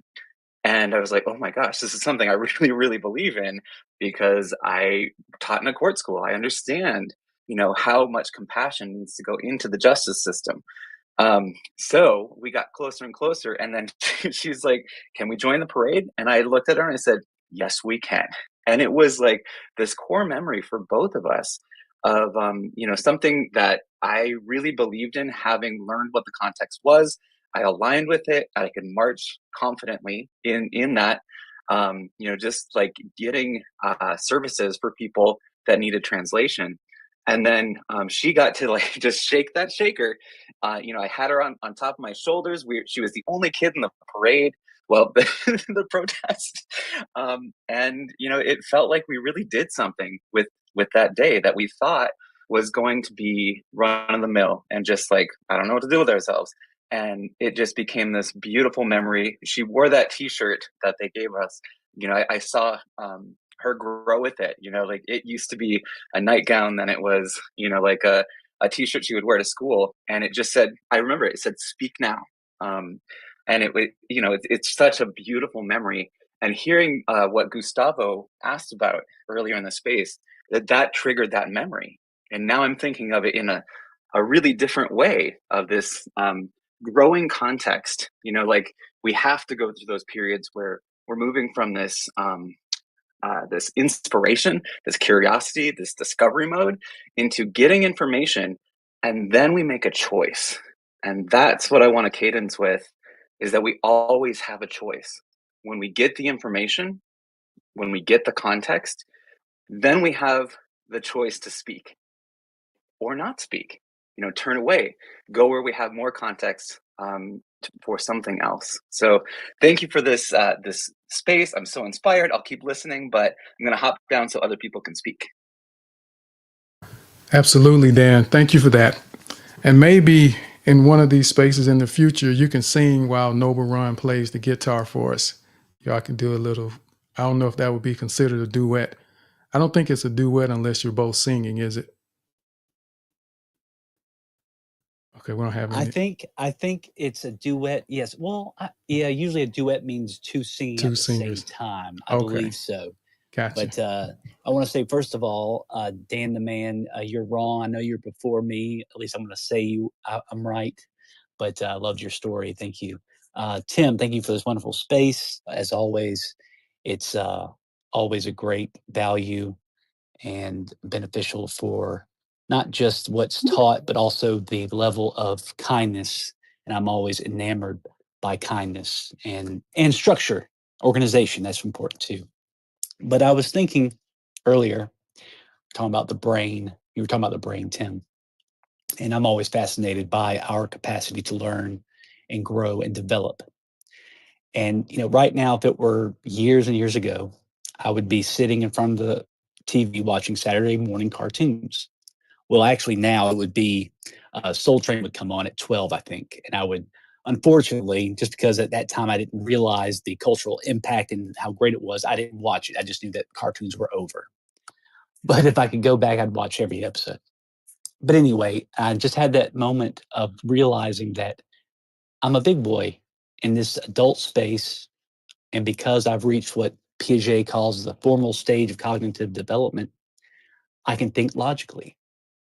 And also with that, I can think about the if I hear something, I can wait for context, and I can not make assumptions, and I can be at a level where I'm not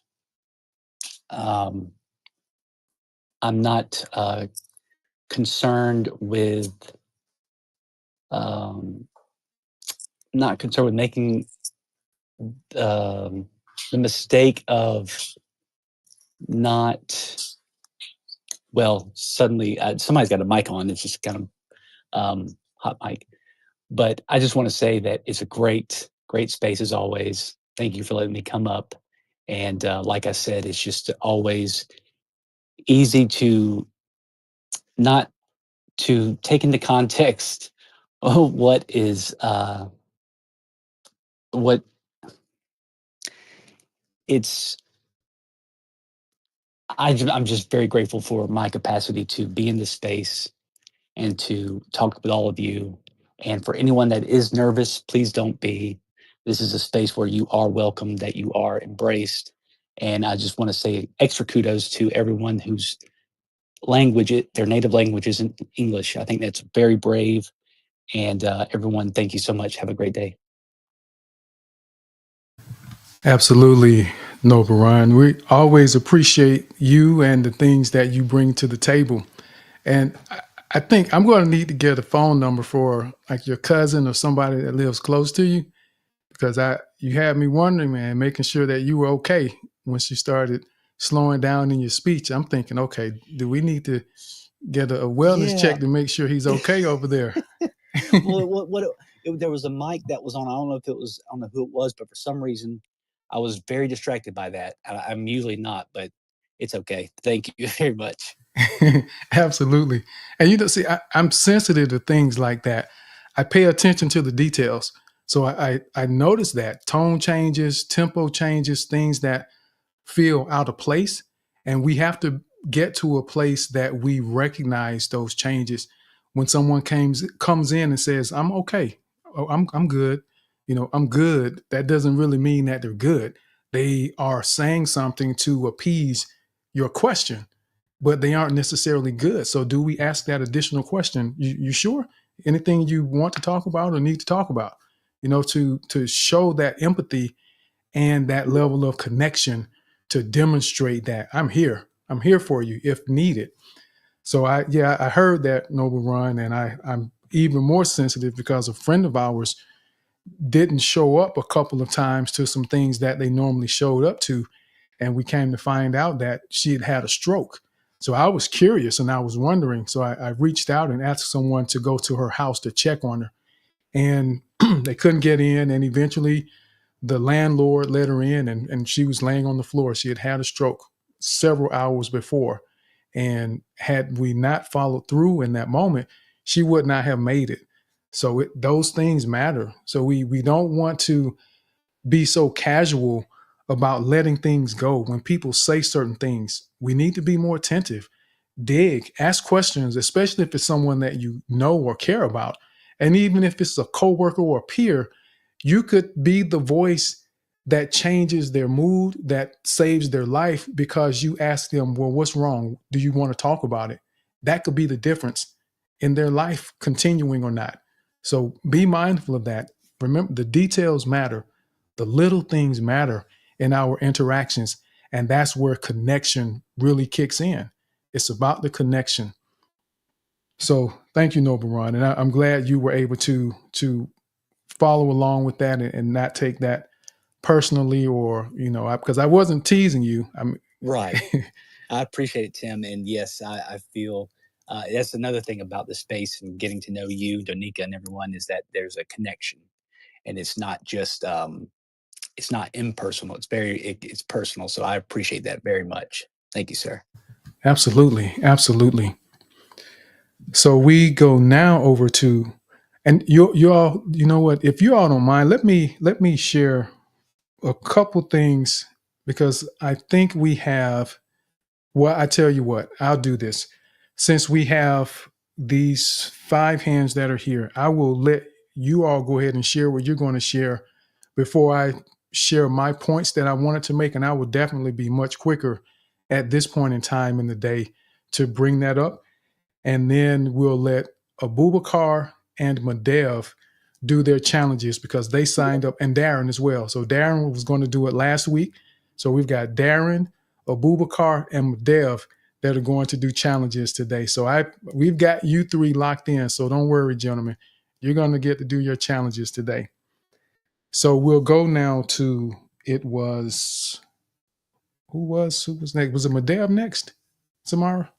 Darren, Darren. George, Madhav, and then Rumi. Okay, got it. See, and let me say this really quickly.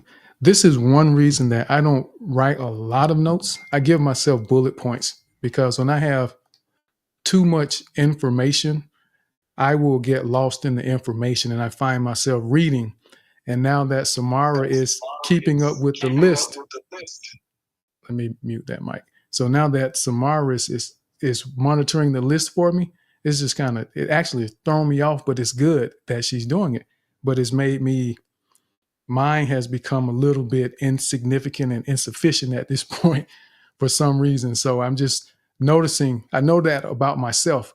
And those are some of the details we have to understand about ourselves or yourselves. What are the nuances or subtleties that affect your ability to perform at your highest level? Are you better in the morning when you're learning, practicing, training, in the evening, in the afternoon? So know thyself and take time to understand what helps you be more productive. Whether it's the time of the day that you're doing things, all of that matters. So that was just a moment I had, moment of realization. But thank you, Samara. So let's go now to the next speaker, Darren. Good to see you, sir. Hello, Uncle Tim. Thank you for remembering. I wasn't even sure if I wanted to do the challenge, but yeah, why not? I'm gonna say now that I hope I can do the 2 minutes, but this is quite an important share for me, and I think for anyone who needs to hear it. So it may go a little bit over.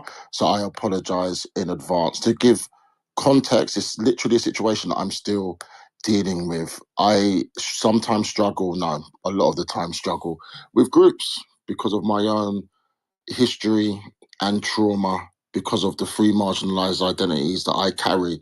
But I'm going to focus on the neurodivergent aspect, because I'm grateful I'm able to connect with other neurodivergent people on this app. You see, you only have a panel of 10. Yeah, I noticed Mama B has got that spot. Yeah, go Mama B. She's not being moved. That's amazing. But just think of those people that are always in the audience, and think of why you never see them come up. It's not necessarily that they don't want to speak.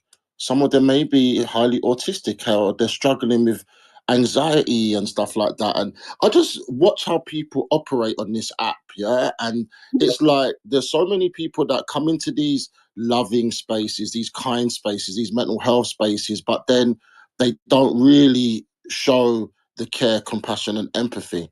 And I'm saying this from experience because I'm a part of a number of groups here.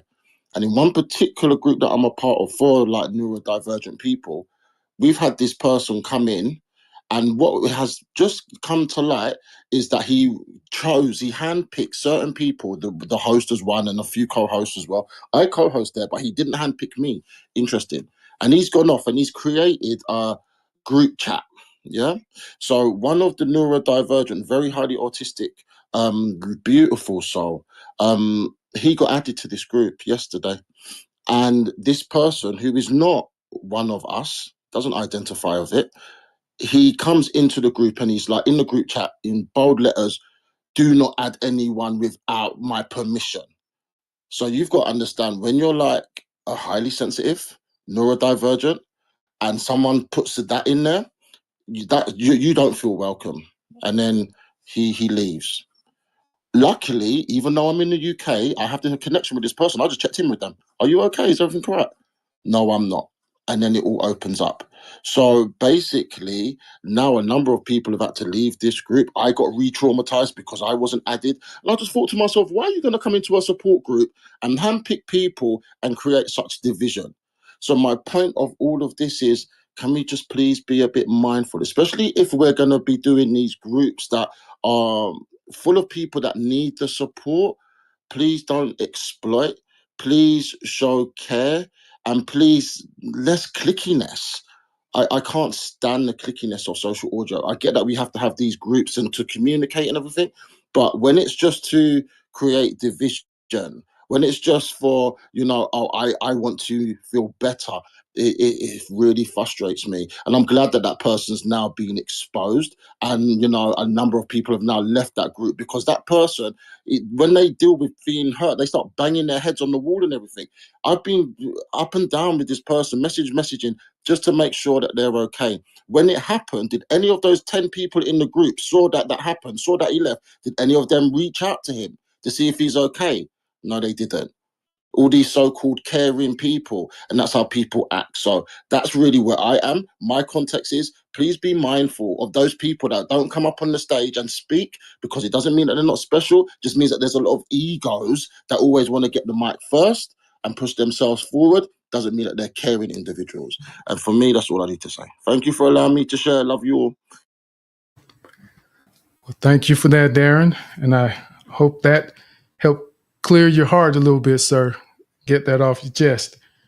And the context matters. And, and that reminds me of one of the reasons I mentioned to people, even when you're in these spaces, how there are emojis that get shown and flashed around, not to allow that to distract you or make you feel a certain way. There are some technical aspects of these, especially the private emojis that happen. If you aren't following someone, if the two of you aren't following one another, and one person has an iPhone, unless you're following the other person, you can't send someone a private emoji with an iPhone. You have to be following one another.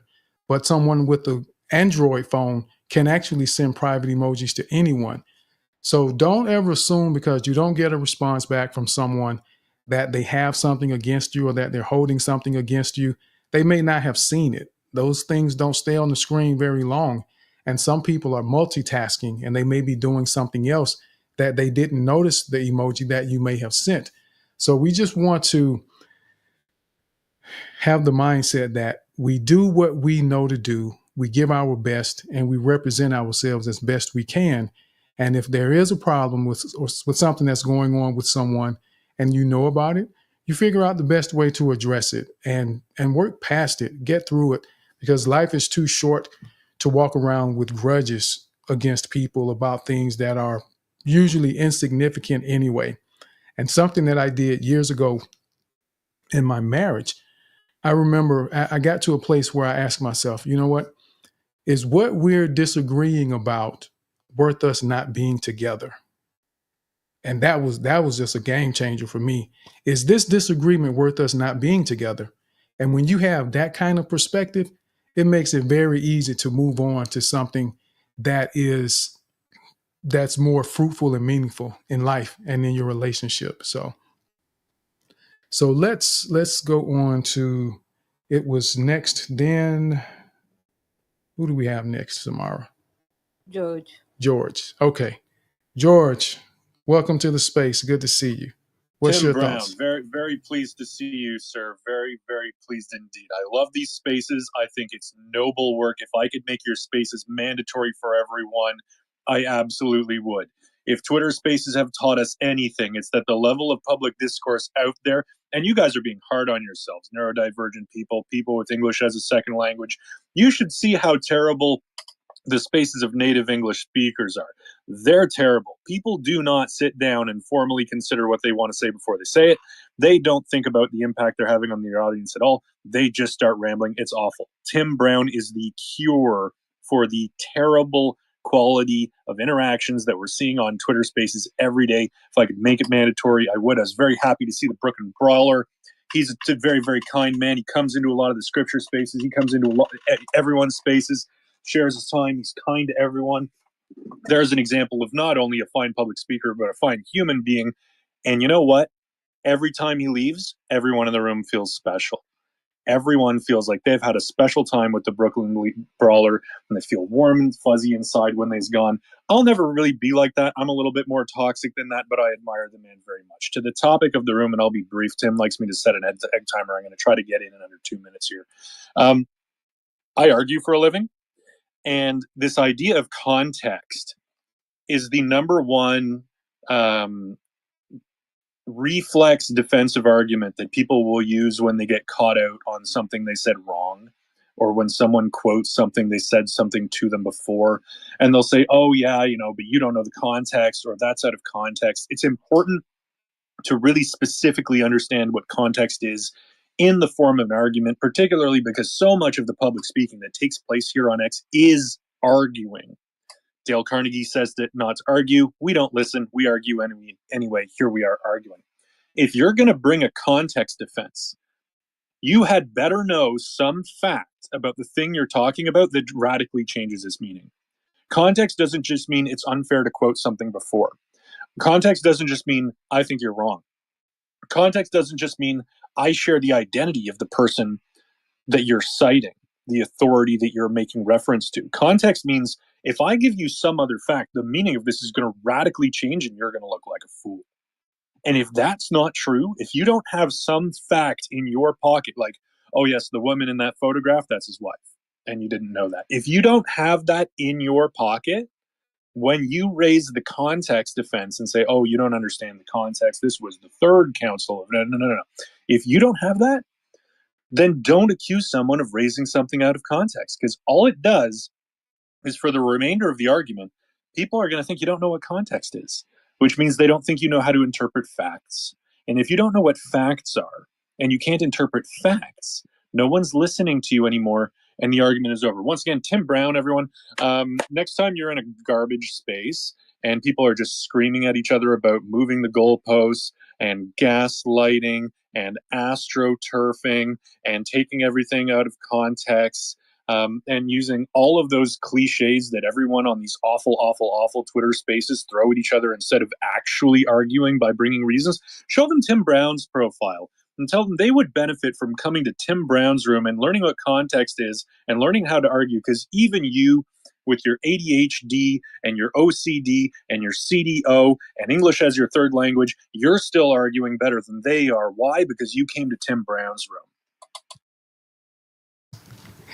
Thank you for that, George.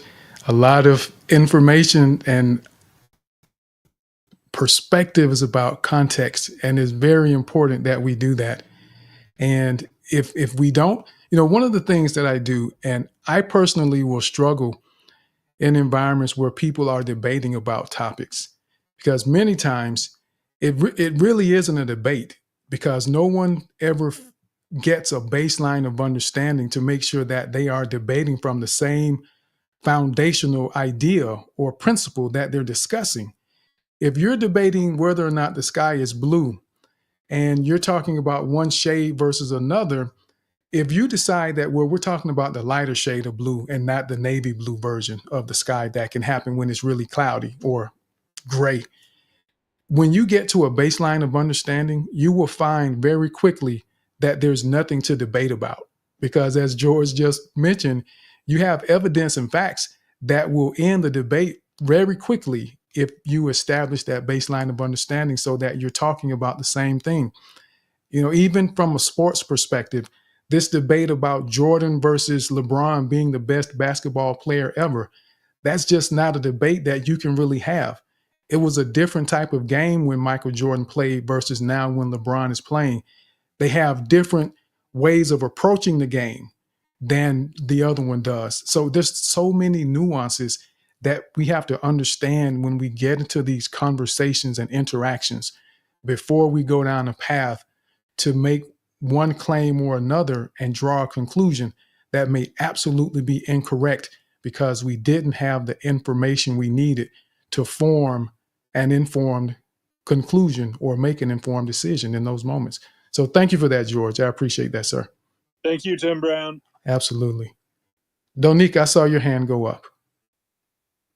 Well, I love what George said. He was clear, precise, on time. He shares so many key points and they are valuable. And I love your profile. Are you George Clooney? That is nice. Thank you for I'm coming. George Clooney Washington. He's a Hollywood movie star, but he served in the Revolutionary War.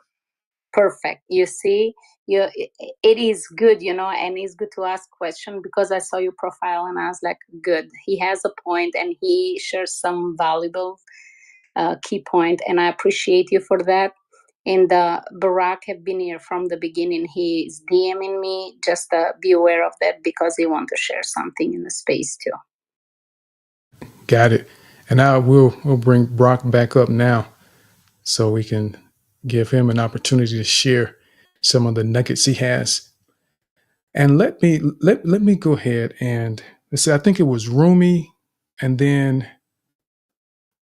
Nathaniel. No, Nathaniel. Yes. Is that Nathaniel? Is that how you pronounce your name? It's Nathaniel. Nathaniel. Yeah. Thanks for having me. Earlier, I was already up, but for some reason, spaces have been weird for me. Like, I got demoted to listener. So yeah, thanks, Tim.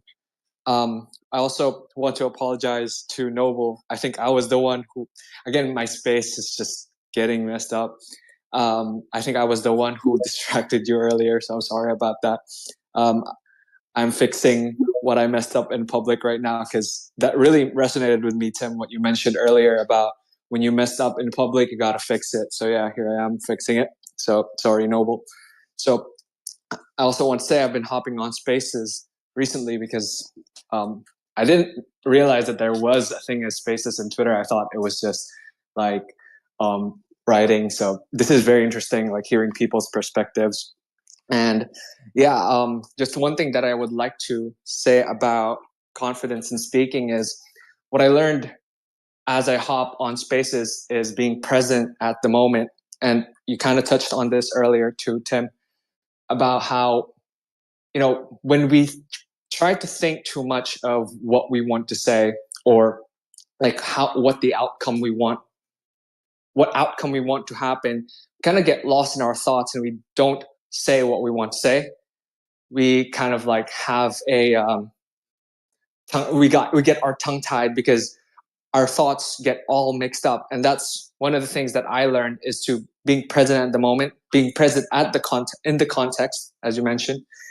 And I think it's very powerful to just try to let go of all expectations, be in the present moment, execute, do what you want, or execute and speak the way you wish to speak. Just let your instincts take over.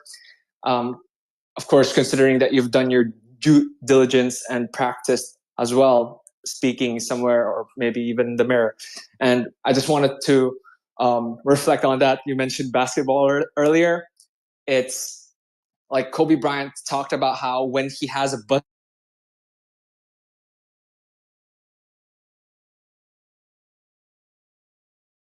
Oh, I think you got muted, Nathaniel. Let me see. It looks like my spaces is getting bad. Can you hear me? Yes, I can hear you. I can hear you. Hello? Okay, gotcha.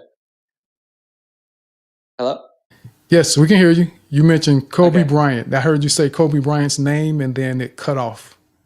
Yeah. Kobe Bryant, just to tie it all up with basketball, confidence and being present.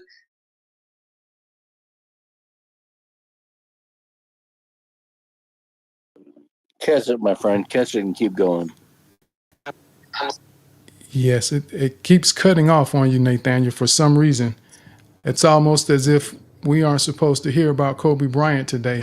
Hello. Let's try it one more time.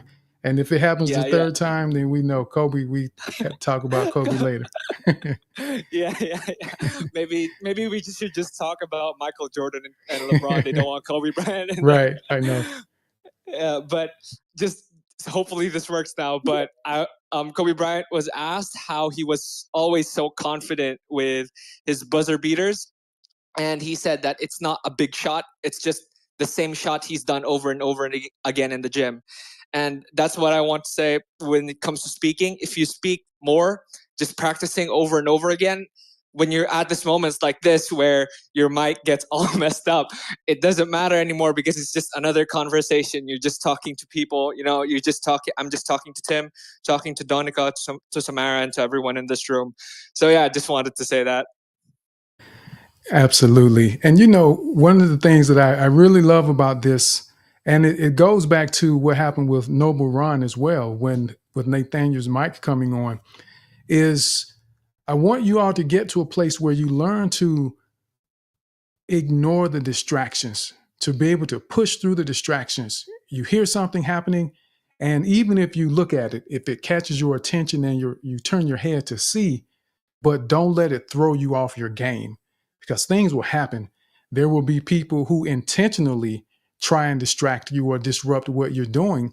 And when we practice in moments like this, I love the way you both just kind of kept pushing through and you acknowledged it and recognized what was happening, Nathaniel, and you continued on and you didn't allow it to affect you to the point that you weren't able to continue with your thought. And that's one of those details, one of those points of importance that allows you, in the midst of a circumstance where you may not have time to prepare, or someone approaches you the way hecklers do to comedians, and they ask you something difficult knowing that it will probably cause you some problems. But when you practice in spaces like this, you're prepared for that, because as we're going to do in a moment, Darren's going to do his random topic challenge, which is being very intentional about preparing himself for those moments that he doesn't have time to prepare. And I just wanted to mention that to you, Nathaniel, and high five you for being able to push through that and continue doing what you were doing and sharing what you shared. And you brought it all together and just used it as a moment to say, you know what, this is a human moment that we're having. Technology fails us sometimes, but I'm going to continue on and do what I came to do. And you made your point. So thank you for that. And I appreciate that. And great to meet you as well. So let's go now. Samara, I see your hand. Thank you very much. I am really, really sorry. I think this has never happened in Tim's Brown space since the time I've been attending. So, Nathaniel, I do apologize because I was about to give you an emoji of a smile, but emoji of a smile plus the mute everyone button was just closed. So that's my mistake. And like Tim says and you says, if you made a mistake publicly, accept it publicly. So that was me. I'm so sorry. I'm so sorry. And it's fine. And I knew what happened, but from my seat, there are times where we just kind of keep going, because rather than put it out there and say, okay, I think Samara may have accidentally hit the mute everyone button. I didn't need to do that in that moment, because it wasn't going to benefit anyone for me to say that. It wasn't. So we just kept going. We figured out what it was and got him unmuted, and we just moved forward. But thank you for doing that yourself, and sharing what happened.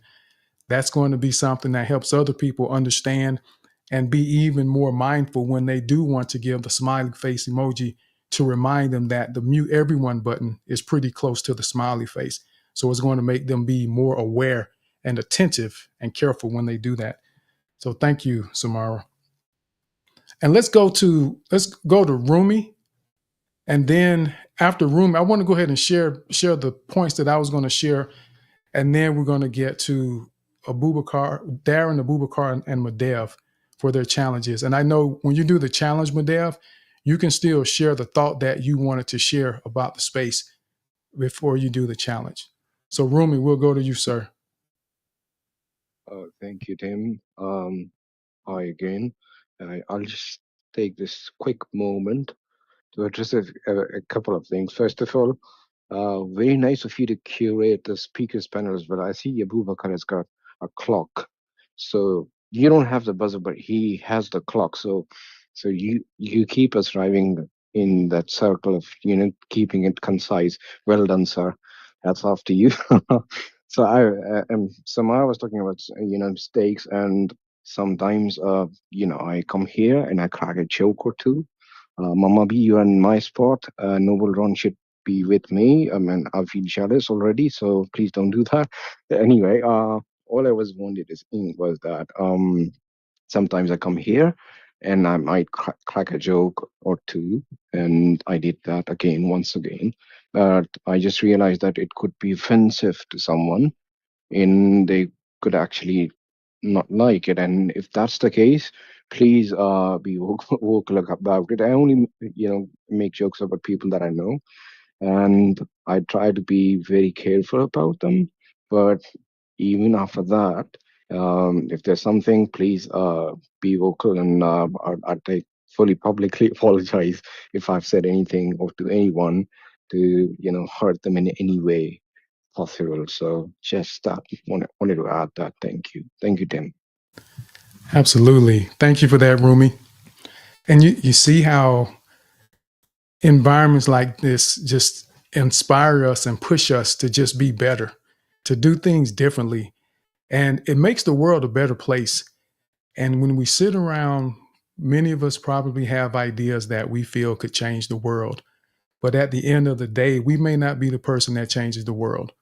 But what we can do is be the person that has a positive impact on the people that are in our immediate environment, such as this space, or our coworkers, or someone in our class if you are still in school. And it's the way our behaviors will transfer.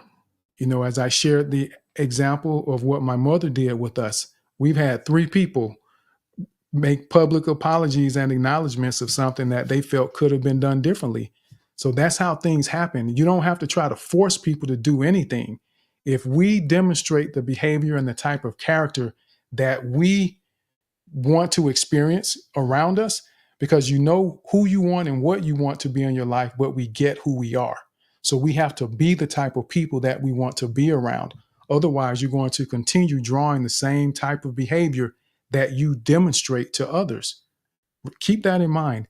You know who you want, but you get who you are. So if you're constantly getting certain types of people in your life, do some self-reflection to figure out, am I the one that's drawing this? So keep that in mind. But thank you again for that, Rumi. And what I'm going to do, I want to go ahead really quickly. Donique, I saw your hand go up as well. Or was that before and you already, because you mentioned Brock when you spoke? Yeah, I didn't raise my hand. Okay. My brain kind of flashed back to when I saw it earlier. You wanted to mention about Brock wanted to come up. So I invited Brock to come back up to speak. Hopefully, Brock, you're not mad at us because we weren't putting your hand down. I think it was a technical glitch, but we're going to invite you to come back up and speak, sir. And everyone, I know Brock personally, so I was joking with Brock just then. He knows. But what I want to share really quickly, when we think about the idea of the importance of having context before we form conclusions, understanding that as an effective communicator, you have to understand the context as a listener, but you also need to make it a point to provide context when you're the speaker. Don't put people in a position where they have to assume or make assumptions about the meaning of what it is that you're saying and trying to communicate. Not everyone is going to take the time to understand. The average person is going to draw a conclusion and form an opinion based on what they heard, not on the information that they need to collect to be clear on what it was that you're saying. So today we've talked intently about understanding the context as the listener, but I want you to also understand that when you're the speaker, you need to provide context. Also understand that context can come in a variety of forms. There can be cultural context, where a person is from, such as their neighborhood, city, state, or country, family traditions that have to be accounted for in the realm of context. There's economic context that goes along into the decisions that people make or the things they do. And I think about these young players, these athletes, since they have this NIL, name, image, and likeness, where college athletes are now able to get paid to play college football. And there's a lot of chatter and complaining about some of the players making decisions when they feel like it was based on money, that they made a decision solely because someone offered them a few more dollars. But if you don't understand the economic context of their life, if this person has come from 18 years of not knowing where their next meal is coming from, you can best believe they aren't thinking about 3 years from now. They're looking at, okay, I may be able to get $500,000 now and help feed my family and my little brothers and sisters because we've struggled for so long. Because there's no guarantee in 3 years they're going to get a contract. They could get an injury the next day and their career be over. So we have to understand the context. So there's cultural, economic, there's physical context, a relational context, professional context. I thought about this one. If a coworker comes and asks you for help at work and you're a little bit busy and you're thinking, I don't have time to help you with this because I'm busy too. But what if their context is that they've been told that if they don't get this completed on time and get it completed correctly, they lose their job? That changes the perspective of the context and the way you may form your conclusion or the decision you make when you have context, professional context, emotional, and the medical context that Rumi gave us earlier from the perspective of a physician who needs to know if you have a cough, you come in here in the office coughing, I need to know if you were dancing in a field of dandelions yesterday or you were in a room full of people with the flu. There's a difference. How long? How bad is it hurting? So the different types of contexts. So I want you to lock that in and begin to think. Don't just look at the surface of what's going on. Think about the layers and expand beyond what's clear and obvious to see. And then there are benefits to that. Some of the benefits is that you can make more informed decisions. You're less likely to make generalizations, which generalizations are very unfair. They can be very antagonizing to people. They can be very offensive to say, and this is one, and I don't mean this, to anyone, where people will say women can't drive. That's a generalization because their sister may have had 15 car wrecks in the past month. Doesn't mean that all women can't drive. That's just something that I've heard people say, or all men are dogs. That's another one. So that kind of balances it out. Generalizations that people make. You may have had a bad experience with a couple men, but that doesn't mean every man is like the men that you were exposed to. So getting context helps us avoid those generalizations. And it also allows for deeper emotional connections because you're taking the time to understand. And that gives someone the sense that, okay, maybe they actually care what's going on with me right now. It builds a level of trust. And then it helps reduce conflict. Because if you form an opinion and a conclusion when someone tries to do something special for you, and maybe they're, say your spouse or your significant other, that special person is kind of sneaking around to surprise you for your birthday that you may have forgotten about, or surprise you with something, and you feel like they're being sneaky and something is going on, and now you accuse them of stepping out on the relationship. Imagine how that goes when you didn't have the context and you formed a conclusion without taking time to understand. And I know that's a bit extreme, but I wanted you to really take it to heart and wrap it in, or wrap your mind around the depth and the level of impact the conclusions we draw without context can have in our lives and our relationships. So in order to do this, just a reminder to help you make sure that you are getting context, I want you to seek context. And when we say seek, think about the situation. What's the situation? What are the circumstances surrounding that issue or the communication that you're having? And I'm going to use this video as the example for how I process that using seek. Seek is situation, evidence, experience, and knowledge. So what's the situation? The situation in the video is that we have two professional athletes that are trying to see who has the fastest reflexes. That's the situation and the circumstance. But what's the evidence? And evidence will be the facts or whatever information that's available for you to try to understand what's going on. And the facts that I saw and know and that I'm aware of in that situation is that one of them plays football and the other one drives cars. And that one of them appears to be faster, appears to have faster reflexes than the other. That's the evidence that I could see in that moment. But then there's experience. So how do past events and experiences in those people's lives influence that situation? So we know that one is a professional athlete. Well, they're both professional athletes, but one plays football and one drives cars. So there's a difference in their experience. Tyreek Hill, the wide receiver, he's one of the fastest wide receivers and most successful receivers in the NFL right now. And when he shows up, people are nervous. Coaches are nervous because he's that good and he's very fast. But then also the IndyCar driver, he drives cars at over 200 miles per hour while he's trying to navigate curves and also all the other cars that are around him as he's driving at over 200 miles per hour. I don't know if any of you have ever even gone 150 miles per hour before, but when you do, life changes. Your world changes when you hit speeds like that, where you see the lines zipping by when you're in a car at 70 miles per hour, 60, 80. But when you hit 150, the dashes become solid lines and things come on you very fast. It's life-changing. And imagine at over 200 miles per hour, and he's in a very tight space inside that car. So he barely has room. I don't know if they could even lift their arms enough to scratch under their armpits if they needed to. It's so tight in those cars. So that's part of their experience. But understanding that in their experience, they have different training requirements that are necessary.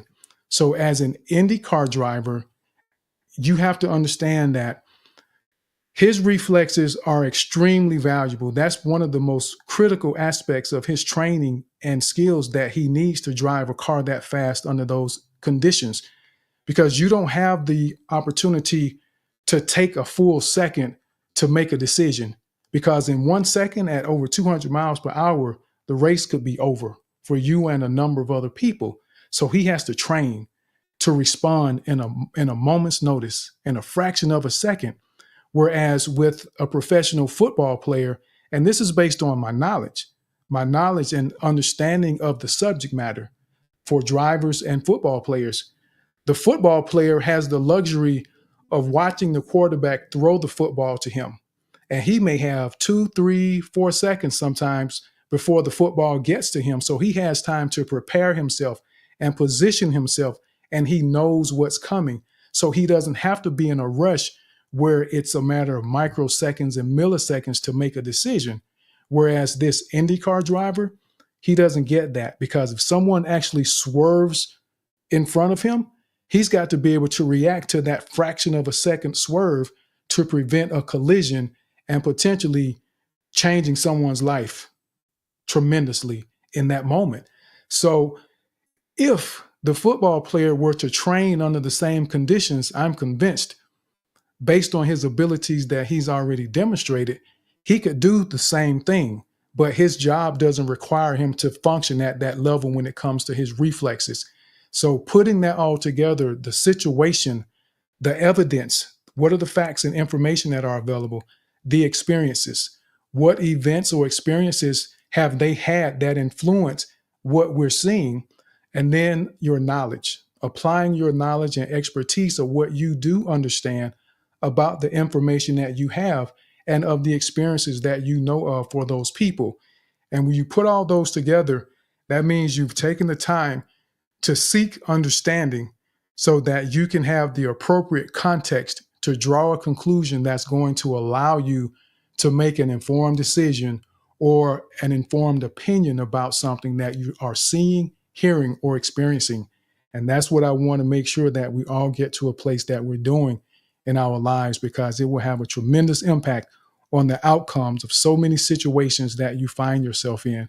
It's extremely important and valuable Make sure you get the context, the right context before you form a conclusion. So Ingrid, your hand was up, and then what we'll do is we'll go to Abubakar for the challenge after that, and then Madea for his challenge. Well, greetings to all, and it's always nice to be in your space, Tim. I like to say that this is a space that sort of resets my week. Every time I come into the space, it sort of grounds me. And as many that follow me know, I am a political junkie.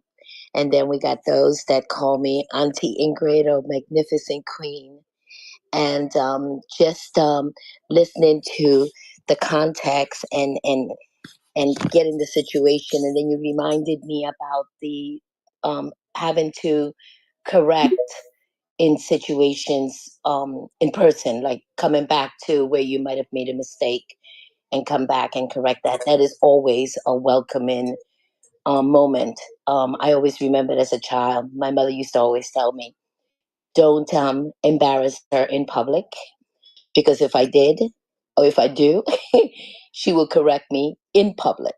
So that always kept me grounded to always know, because the most embarrassing thing is for you to do something wrong and then your mother just lets you have it in front of everybody else and not caring, no matter what. She will just give it to me. So it taught me how to behave, and I took that on with my daughter as well. And I do find that when you do come back to wherever you made that mistake and embrace it and correct it, you usually get the best results, because it teaches you how to own up to it, and it also helps those that are around you to say, wow, they embrace you even better. So I like that. But this conversation has been great, and yes, we all have strengths and we all have weaknesses, and it we need to find what the individual you yourself has, and grab from that and grow from that, because you can't keep comparing yourself with others and expect the same results. You might be able to do it even better if you, depending on which angle you take it from. But again, Tim, like I said, I love this space. It takes me away from politics a little bit, and it centers more around me and what I want to do. And I must tell you, with you, Danica, Samara, I mean, everyone in here and everyone that shares, I mean, it means a world to me. And I am so happy to be a part of this community. And I enjoy coming in here every Saturday. So thank you again for sharing these moments. Absolutely, Ingrid. And you'll be surprised that as you continue taking in what we discuss in here, even your political conversations will begin to feel more productive and enjoyable, because you navigate them differently. Because at the end of the day, even those political conversations don't have to take as long as they take, because people refuse to get a baseline of understanding to figure out what's really the question at hand. What are we really discussing here to get to a place of resolution? And instead of trying to force people to see our perspective, we take the time to understand theirs. And when we can do that, we can get past a lot of conflict in our lives and eliminate a lot of conflict when we do that. It isn't about forcing someone to accept what we believe, but it's understanding why they believe what they believe. And I've come to the point where I no longer will tell someone that we will agree to disagree. I no longer agree to disagree with people. I now agree that we have different perspectives. Let's agree that we have different perspectives, and we can shake on that. And that leaves it in a positive frame of mind that we have agreed, and we shake hands that we agree to have different perspectives. And that says no one is wrong. So when you say you disagree, that's essentially saying that you're telling someone that they're wrong. You believe they're wrong, but I agree to have a different perspective. So something to keep in mind. Go ahead, Ingrid. I was just about to say that, Tim, because yesterday I was in a space and I went on a rant, but it was a positive rant, and then apologized in general to say, I hope no one thinks that I'm telling them what to do or what to think. This is my perspective of how I see things. And my DM basically blew up with people actually agreeing with me, and being positive about the statement that I made. So it was a good practice. And yes, you have helped me do a lot better in my political spaces. And again, I must thank you for that. Absolutely. And let me add this point. George made me think to add this point. Now, everyone knows, for those of you that may not have been here a number of times, may not have heard me say that, the things I share are a matter of their perspective. I know that what I share has been proven. I've seen it work. I know that it works, but I don't give you anything so that you take it as a prescriptive approach, as though it's the only way that you can move forward and be successful in life. That's what I want to say. And that there will be circumstances where you may have to come to a resolution and you don't get to say, well, let's agree to have different perspectives, because there needs to be a solution provided to move forward. And as George said, he argues for a living. So I would venture to say that they have to come to a conclusion in some of his dealings at work in order to move forward. A judge can't just say, well, I agree to have different perspectives with you, Mr. or Mrs. Defendant, and leave it at that, and they part ways. The judge has to decide it's going to be this or that, yes or no, one way or the other. So I wanted to add that perspective and that balance to that point that I made earlier, because I always want you to think balance. There's always a flip side, and we want to make sure we consider the perspectives. And when we recognize the importance of having context before conclusions, it puts us in a position to make sure we have a balanced approach when we are making our decisions and forming our opinions about something. So thank you again, Ingrid. And thank you for that little emoji, George. It gave me something else to add to the conversation. And see, and I wasn't offended by that, people. Things like that, we have to learn not to get offended by certain things and think about it. It made me think, is what it did. So we're going to go now. Before we go to Darren, Abubakar, and Madev to do their challenges, Donika or Samara, do you all want to share anything or say anything before we get into their challenges? I just want to say thank you to everyone that came and shared for your time, for your shares, your time and effort and values are much appreciated from everyone. I don't want to take people's time because they've been waiting, but I'll do the closing thing in the end. Thank you. Got it. Samara. Thank you very much. And it was really good points from you, Tim. Also, I just wanted to mention to all the speakers and the listeners that I asked Tim before coming to the space that if I was invited to do the co-host, and I did ask what would be the topic. So he has mentioned me about the importance of having context before conclusion.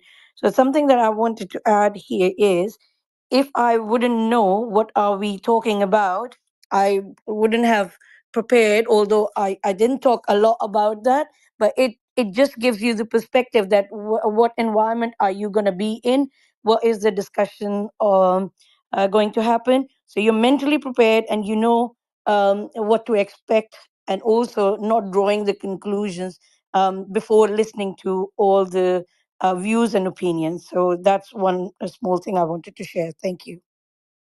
Absolutely. Thank you for that, Samara. So Darren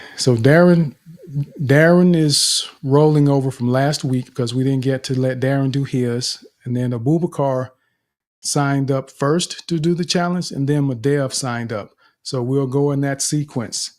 And everyone, don't be afraid to sign up. I would love to have people already signed up. It would be super awesome if we had 10 people signed up and we needed to just do challenges that day, just to get that practice in and the repetition, because it's the repetition that gets you where you're trying to go. And when you think about building your confidence grows as the result of a track record of successes. So every time you're able to accomplish something and see it work, because in my mind, I don't care how many times someone explains a process to me. If I don't do it myself from start to finish and I get the thumbs up that I did it correctly, I don't feel like I own it. I have to see it work, and I have to go through all the steps and someone say, okay, yes, that's what we're looking for. Then I own it at that point. But until then, I have to do it. And sometimes that's what goes on with us. And that's why doing these challenges and signing up to do the challenges, push yourself, expand your comfort zone. I don't want you to necessarily leave it, because you're more productive when you're comfortable doing what you do. But I want you to expand your comfort zone so that you can do more at a higher level as well. But again, confidence grows as a track record of successes. So Darren, are you ready for the random topic challenge, sir? Well, you have to remind me of the rules and what's gonna be kind of, expected. Is there a time limit? Yeah, because I can't remember it from last week. Yes, I was definitely going to explain that to you. And with the challenge, with the random topic challenge, what happens is you have 60 seconds to respond. We give you a topic. It could be purple rain. It could be ice cubes. It could be anything. And you will take that 60 seconds or as long as you need within that 60-second time frame to give a response about ice cubes. And you don't have to ask, well, what perspective? Because the perspective is yours. However you want to discuss ice cubes is your prerogative, your choice.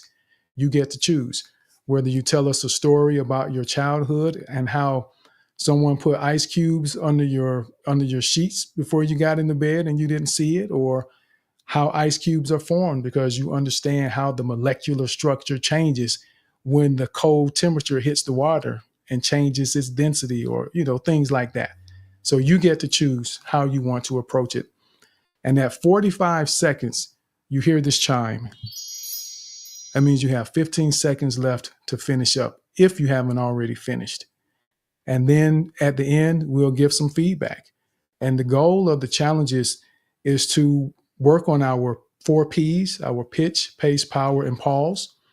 Also to help us refine our conciseness, because the timer puts you in a position where you are mindful of how much time you get to spend, but we don't always understand the correlation of time and when we're actually saying words. So this timer kind of forces you to think about that and be mindful of it. And it gives you practice to operate within a confined realm of time. And then we give you some feedback on that. You good? Was it that to me or to the room? Yeah, I'm good. That helped. Thank you. Yeah, absolutely. I'm ready. I'm ready. Okay, so he's ready. And the timer begins when you do. So whenever you begin to speak, the timer will begin, and then you'll hear the chime. It'll be 2 chimes, one at 45 seconds and one at 60 seconds when it's time to end. All right, so before I give a topic, I want to see if Donika or Samara, do either of you have a random topic you would like to pose to Darren? I know sometimes the co-hosts have something in mind. And not me, sorry. Oh, okay. I do. Okay. Serenity. So the random topic is serenity, Darren. Thank you, Donika. As I step into this challenge, I'm very aware of the anxiety that was building before I unmiked, and because I couldn't prepare. You give me the word serenity, what kind of comes to mind is being a part of someone who was in recovery. That was a word that came up a lot. There was a serenity prayer. For some reason, I can't recall it right now. I'm not going to embarrass myself, but I do know that serenity is definitely aligned to peace. And I feel like peace is found in the heart, but also your entire being. And I think, oh, there you go. Is that it? Okay. I think that was 15 seconds. See, that threw me. All I would say is that I think that peace and well-being and mindfulness is something that encompasses me, how I move on this app, how I move in my work. And I always look to find serenity for myself and for others. There you go. All right. Thank you very much, sir. Thank you. So let's begin. What's your thoughts? How do you feel about your response? I feel like, I forgot about that first timer. I would have liked to have probably seen someone else do it because I was coming in from last week, and then that's just how my mind works. The anxiety was not remembering how the challenge goes. I haven't seen it done that much. I wish I would have just done it last week because I would have understood the structure and the format more because, that is just me. And then once I have that down in my head, I would have had less anxiety and I would have been able to flow a lot better. But I think that was the point of the challenge, isn't it? To be able to think on your feet, to be able to put yourself in those positions, to go get past that anxiety and do it anyway. So I'm glad that I've done it. Absolutely. And it's a great example of how the perspective and, like you mentioned, the anxiety that you felt along the way and not really being sure about the process and how those details can disrupt the way your brain processes your information in the moment. And that's where I talked about earlier, not allowing the distractions to bother you. Practice working through distractions as well, I won't say as a bowler, but when I bowled, people would be next to you in the lanes. So if you're at a bowling alley and there's people on every lane, it can be difficult to expect that there's never going to be anyone right beside you when it's your turn to bowl. And some people would refuse to go bowl when there was a person right next to them trying to bowl at the same time on a different lane. And what I would do is I would intentionally just force myself to work through that so that those people didn't have the ability to distract me. So even if I was there by myself or someone next to me, I still developed the ability to bowl my game regardless of the distractions that were around me. And as communicators, we have to do the same thing, or we should strive to do the same thing, because there are going to be distractions in life and we figure out how to navigate them. And that's why practice exercises like this open the door for you to understand what to do when something unexpected happens in your life when you're dealing with people. So I love the response, Darren. Love the response. So I saw Donika's hand go up, Samara, and then I think George wants to give feedback as well. Darren, I purposely choose the word serenity because since I know you and where you are now, all you want to bring to the space, anywhere you are on your space, peace, serenity, kindness. You are very humble soul. And what you do all the time, you embrace yourself, no apology. You started with anxiety, which we all do have. But sometimes when you are not prepared, is your heart in the present moment and talk. So you continue to talk about how important it is and peace and serenity prayer and how to be mindful. And when the chime went on, you said, oh, that's it. But you continued and delivered your trail of thought. And that's always when we are not always prepared. We have to be unprepared, but we have to be prepared to deliver. And you did great job. You be who you are because you are a beautiful soul and everybody listen to you. Thank you. Thank you, Donika. Absolutely. So Samara, you have some feedback you wanted to give? Yes, please. Thank you very much. Darren, you did great, even if you got slightly distracted for the first ring. But like you were saying that you wish you would have participated in the previous space. But I wanted to say you set an example today. So people have got learning from your experience. So that is a big thing in itself. So, and also one very quick thing I wanted to say about the distraction, what Tim is saying is, like we are driving in our own lanes, if we have to be careful about the any hindrances or hurdles, we have to be mindful of that. But we still carry on our in our lane. So I consider this like you can see a person in another next car in the beside you, maybe dancing in his car, but you wouldn't be distracted that much that you would lose focus on your driving. So this is how I feel, and I just wanted to share that example. Thank you. Thanks, Samara. Yeah, that's a great example. Great example. George, yes, sir. You want to share some feedback for Darren? Thank you, Mr. Brown. I'll be very brief. God, grant me the serenity to accept the things I cannot change, courage to change the things I can, and the wisdom to know the difference. That's it. That's the serenity prayer you were making reference to. We all knew it when you said it, and it's a very important prayer for anyone who's dealt with recovery for themselves or for a loved one. And it has a special place in that regard. So good on you for sharing your walk with the room.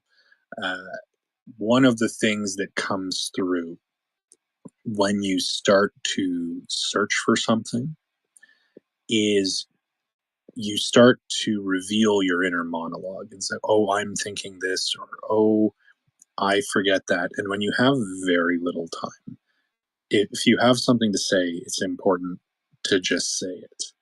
And it's very easy to get lost if you begin down the road of, oh, what was the name of that girl I went to go see to Wong Fu? Thanks for everything, Julie Newmar, back in 1997 at the Lone Pines Drive-In in Wichita. Just if you begin to share with the audience the thoughts that you're having about your own process of trying to collect your thoughts, it's easy to lose the audience. And a way around that is to avoid discussing yourself at all. And the subject is serenity. The subject is not your own confusion around trying to remember what you were thinking about serenity. And fortunately, you have the freedom to talk about anything. So I hope I haven't been overly harsh, brother. I really admire your walk. I really admire what you had to say. But if there's some feedback there, it's that we all have that monologue of self-doubts, of things we're all aware of ourselves. But sharing them with the audience can be a distracting sign of weakness. I have to just kind of respond, and it's not to be defensive, it's just more to be like, I appreciate what you say. I hear that you're very experienced in speaking. This is the first time I've even put myself in that kind of situation to do it. That's why I say, You're bro. I admire you very much. Say that again. What did he say? I said, you're the man, bro. I admire you very much. Thank you. All I was going to say is that I try to stay true to who I am. I always share who I am, whatever space and my process. So that's why I kind of spoke about the anxiety, because I know that people who know me know that that's just Darren being Darren. I couldn't launch straight into serenity without giving a little bit of my process, because I do that in every share. I just stay true to me. And that's fair enough to do that. And it's one of those where, and I think this is a good example too. Just think about, let me ask you this, Darren. Do you feel like you needed to defend yourself, your position in that moment? No, because I know that he didn't have intention to try and put me down. He was really giving me fantastic feedback, but I don't know if I've come across George before, if he's heard me share. Mm-hmm. So I just needed to say that is how I share all the time. It's a natural thing. Got it. And I want to, and I'll point this out, that sometimes when we encounter people we don't know, and this is something we spoke about probably a couple weeks ago, is being intentional about trying to understand the individual, to recognize what they say, how they say it, to piece together why they may have said it. Because someone that doesn't know Darren, they could take his tone as being defensive and that he's trying to retaliate based on what was said, even though I knew that wasn't what he was doing, because I've come to recognize and understand Darren's tone when he's speaking. But we want to be mindful that when we encounter people, especially someone for the first time, they don't understand those nuances about who we are. And we want to try to find that place where no matter who we're speaking to, our approach can be easily received, that people can take what it is we're saying and not have to feel like they now need to defend themselves. Because if George didn't take the, what's the word I'm looking for? Didn't take the position that he took to just respond with a compliment, that could have easily turned into something that I wasn't going to let it go down that road, but it could have turned into something with different people in a different environment. And I want us to be mindful of that, how quickly something can go off the rails when you're interacting with people, when we don't understand people that we're dealing with or try to make sure that we understand. But George, we absolutely give honest feedback here in this space. And you did it. I mean, it wasn't, I don't think it came across offensively, and Darren didn't take it offensively either. So we definitely are honest with one another in this space. That's the only way we grow, is if we get honest feedback. So thank you for sharing that. And I would agree that if we position ourselves where we begin to share our confusion with our listeners, it only amplifies the confusion in your mind. And as George says, you get down that road and it's almost like driving without headlights on in the dark, and you don't know where you're going at that point. So you just kind of stay lost. And before you know it, your time is gone and people have lost all interest in what it was that you were going to say. So just take your time for everyone. And this is Abubakar or Madeb or anyone else. If you're going to do a challenge even in the future, you don't have to rush to start responding. If you need 10 seconds, 15 seconds, give yourself a moment to think about a direction that you may want to take. Some people jump right in it because they feel like, okay, well, I have 60 seconds. But remember, I tell you that the clock begins when you begin. It doesn't start right away. So if you don't say anything, the clock doesn't begin. So give yourself time to think if you need that. So I would say there, and I love the way you began, serenity, and how it was a bit of a journey. It's like you were beginning a novel of sorts, the way you opened up. So I thought it was very intriguing, the opening, and you transitioned along the way. And I think the pace was good. It was easy to follow along with the pace, but I could tell you were maybe thinking and processing a bit along the way. But as you said, this was the first time, and that's the entire point of doing this, so that when you're in an interview, when you're in a business meeting with someone, it won't be the first time that if they ask you a question you aren't sure about, that you have the ability to pull together all that information and present it in a logical manner that they're able to understand, because you've been practicing in spaces like this. And that's the whole point of doing it, so that when you're out in the world living your life, you're prepared for those moments because you put yourself in an uncomfortable position like this. Go ahead, Darren. I'm still processing what George said. I really valued just the way how he spoke to me. That was really impactful. I learned a lot from all of your feedback. But what you just said there in terms of giving yourself that time before you even start, this is why this exercise, I guess, is so important. And I wanted to be a participant, because sometimes when I'm just listening, it's not going in, but actually being in the hot seat, I'm like, oh my gosh, I'm learning so much. This is incredible. So now I think when I'm in interviews, I don't rush. If they tell me the question, I will pause, and I will, when I'm ready, then it will come. So I'm asking myself, how come I didn't do that here? Why did I think I needed to just rush right in? Maybe it was a 1 minute time thing. I don't know, but that was very interesting for me. So I know if I was to do this next time, I won't start straight away. I will just maybe take 5 seconds to formulate and then begin. Excellent point.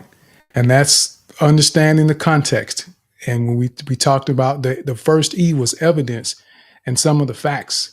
And the facts, one of the facts that you had available to you was that the timer doesn't begin until you do. And that way you could take that moment to figure it out. Go ahead, Donika. Darren, would you like to try another time now that you know the same topic and do it again? or we can choose another topic and you know the time and when to finish. I can try again. Yeah, why not? Because you are prepared, then it's just 60 seconds. What do you think, Tim? I tell you what, well, let's go with Abubakar Madev, and then we'll see where Darren is at that point, and then That's fair. at least let them finish. Since it's 150, we'll get them in, and then we'll circle back to Darren, because I know he'll definitely be ready now. So for sure. So Abubakar, are you ready, sir? Abubakar, you're muted if you're speaking. So Abubakar may be having connection issues now. So let's go ahead and try Madev. Madev, how are you? Welcome to the space, sir. I'm doing great. How are you doing? I'm fantastic, doing fantastic. All right, I just wanted to mention the other time. This is my first time working on this week. I've been feeling Are you able to get a little closer to your microphone, Madev? It is very low. You're muted now, Madev. Can you hear me better? Yes, there we go. There we go. It almost sounded like Okay, your so I phone was said under a pillow. Go ahead. I was connected to a wireless device, so I disconnected it. So I said this is my first time open on your space, so I'm looking forward to take on the challenge, and then yeah. Absolutely, absolutely. So I know you said you wanted to read one of the dynamic scripts, correct? Yes. Did you already get to see the scripts? Did you have the link already to the script? No, I don't. Okay, so what I'll do is if you look in the trouble, there is the very first post inside the little chat bubble. You'll see a link to the website confidentspeaking.us. And if you go to that link, there's a practice exercises page. And that way you'll be able to scroll down and find the script that you want to read.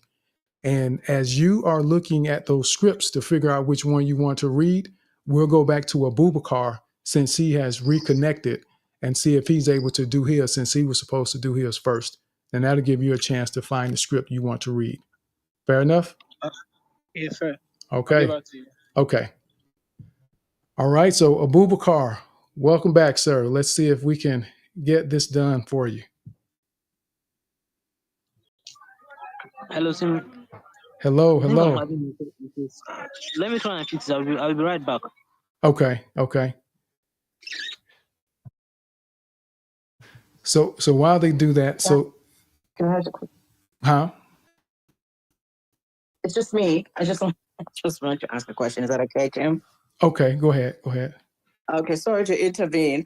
Yeah, I've been having all manner of issues here. I've been booted out onto the split listeners, booted out of the space a couple of times, and raised my hand. I don't think anybody was seeing it, and so I just wanted to just put the context of my experiences today. And so I want to ask you a question, Tim. Has your dad ever been in this space? Your dad. He Your father. has. He's been in this space a number of times, and he actually came up and spoke one day. He actually came up and spoke one day. Okay. Okay. Yes. The reason I'm asking is because today when you said, I thought you said my dad is in the space. Now I'm thinking you were saying Madev. And so I'm scrolling all over the place looking, oh yeah, maybe I get to see Tim Brown's father today. And you said, oh, he's coming to do a challenge. I'm like, okay, you're doing a challenge. So I'm looking all over the place. And then I'm thinking, okay, because I'm looking for Brown, somebody Brown, right? And I'm not finding it. And so then when Madev comes up and you say Madev, I'm thinking, okay, maybe Tim has been saying Madev the whole time that I every time I hear him say Madev, like even in the past. me, when I thought I was hearing you say my dad, you were actually saying Madev. So now I understand that your dad actually did come to the the space before, but today you were talking about Madev, not what I thought I was. Absolutely. anyway. Yep, it was Madev. So he has been here. He's been a number of times in the space, and we'll get him back up here to speak at one of these points here pretty soon. But Abubakar, are you ready now? Abubakar? All right. Let's try Madev. Have you found a script that you want to read, Madev?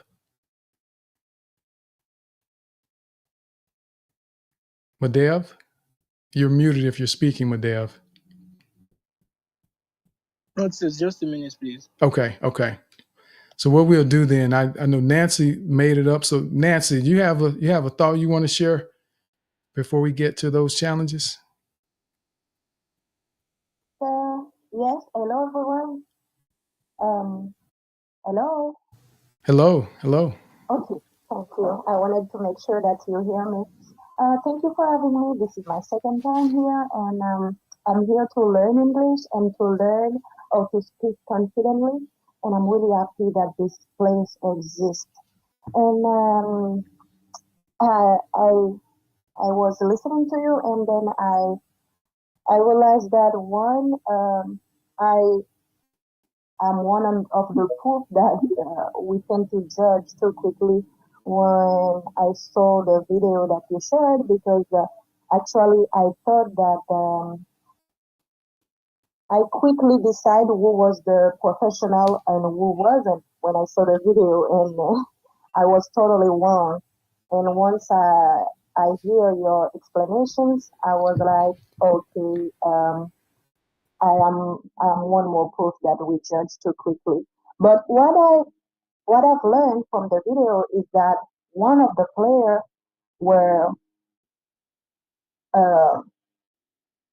was more focused on what we was doing, and the other one was he was enjoying more what I said. Enjoy. He was like, okay, I'm just playing. We saw that he wasn't focused, and I understand that if ever in life we can do both, like focus while we're enjoying the moment, enjoying the process. And I think that's the challenge for us to do both. Keep on focusing on the goal and enjoying the process at the same time. That's what I thought. And I would like to try the challenge, but it's kind of challenging for me. But I still want to try, and I hope I will at first understand the subject so that I can say something about it. So if ever I can go to the challenge, I will try. Yes, we will absolutely get you up here to do a challenge. So what we're going to do, so this week, and I guess I don't think I really announced it today. I did a poor job of discussing the time that we were working with today, but I wanted to, it's what, 1:58 now. So what we'll do, well, before I go and say that, Nancy, thank you for being here again. And I look forward to you being able to do that challenge. And someone else mentioned the focus that they had. There was a different level of focus for each person. And when you think about the focus, context allows you to understand that as a football player, they go about their job at the professional level, sometimes laughing and smiling with one another in the midst of competition. But you don't see race car drivers doing a lot of laughing and smiling, because if they take the time to get too excited and happy and laughing and giggly while they're driving, that could be the difference between life and death for them. So they don't have the luxury of being silly and having fun when they're doing their job like a professional football player can. And you see it all the time. Football players are laughing and smiling at each other on the field, but drivers don't, because people have lost their lives on the racetrack. And I don't know of any football player that's ever lost his life. It's a dangerous sport, but I don't know of anyone that's ever lost their life on the field, as far as the NFL goes. But drivers, yes. So there's a difference. And that comes down to that experience and the knowledge that we have when we start forming some of those conclusions that we come to when we understand context. But let's see if, okay, let's try it. We'll try it one more time. Abubakar, let's see if this works for you. Can you hear me now? Yes, I can hear you now. I think it's time for the attempt for the challenge, right? Yes, sir. It's time for the challenge. Let's see if we can get this challenge done for you.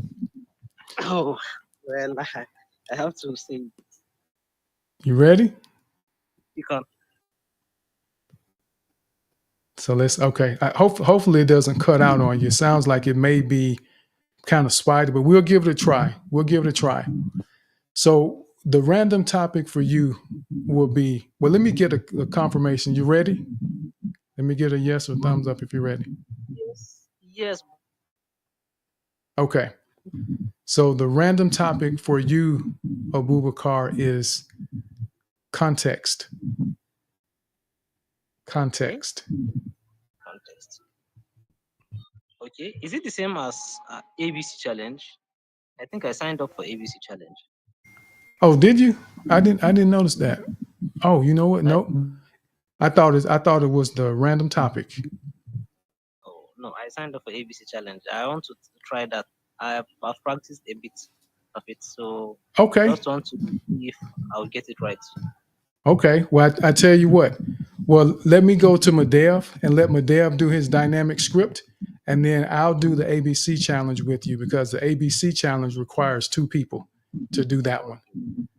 Let him carry on. Yes. Okay. So Madev, do you have your script ready? Yeah, I do. Okay. All right. So which script are you going to read for us?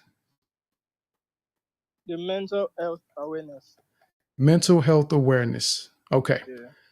And just so that everyone knows, with these scripts, this is dynamic script reading, and this is an opportunity to practice the 4 Ps, to add some dynamics to what it is that he's saying, to be able to tell the story and not simply just read it or simply read the words that are on the paper, but it's actually to connect with the listeners and paint the picture that you want people to see with your words. Some people will literally read their PowerPoint presentations or the notes that they write. I've seen that. And when you hear them, you know they're reading a script, and it's very difficult to listen to. So it is possible to read without reading, and people don't realize you're reading. And that's why we do these scripts, so that you're able to practice that, to be able to use your 4 Ps, your pitch, pace, power, and pause, to make it more dynamic and engaging for the listeners. So whenever you're ready, Madev, we are ready to hear you read the mental health awareness script.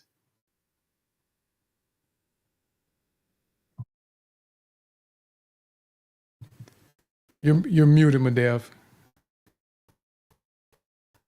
Oh, sorry about that. That's okay. I'm ready. Yes, sir. Go ahead. It's on you. In a world that never stops, it's easy to forget about our mental health. But it's time to pause and remember that it's okay not to be okay. Mental health matters, and there is help and hope available. Reach out to friends, family, or professionals. You're not alone. Let's break the stigma together. Together, we can create a world where mental health is a priority and everyone's well being is valued.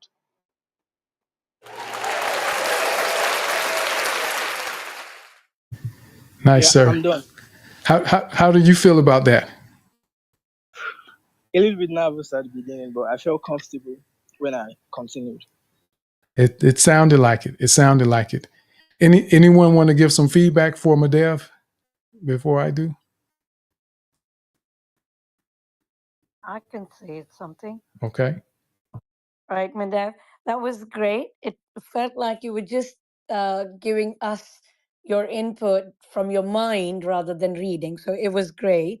Although you have just chosen your script right now, so you didn't even know what you were going to read. So it just felt like you were saying it's okay not to be okay. Everything was good. So thank you. Agreed. Mama B.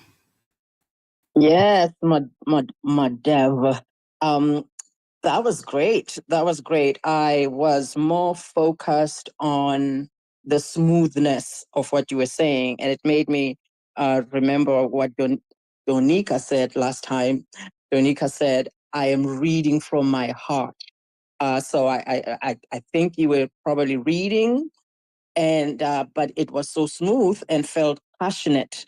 And so I thought, wow, that was smooth. If I could just do that myself, if I could learn to do that, to read from my heart, because I have a little hiccup in doing a smooth reading from my heart. So maybe that's a room. Maybe that's a room, Tim, at some point to teach us how we could prepare script, but be able to read it in such a way that it is from my heart. Danica, I've been thinking about your lines, man. You dropped some lines over here. Okay, I'm done. Yes, it absolutely is. Reading without reading. We're learning to read without reading. That's it's on the schedule at some point to do.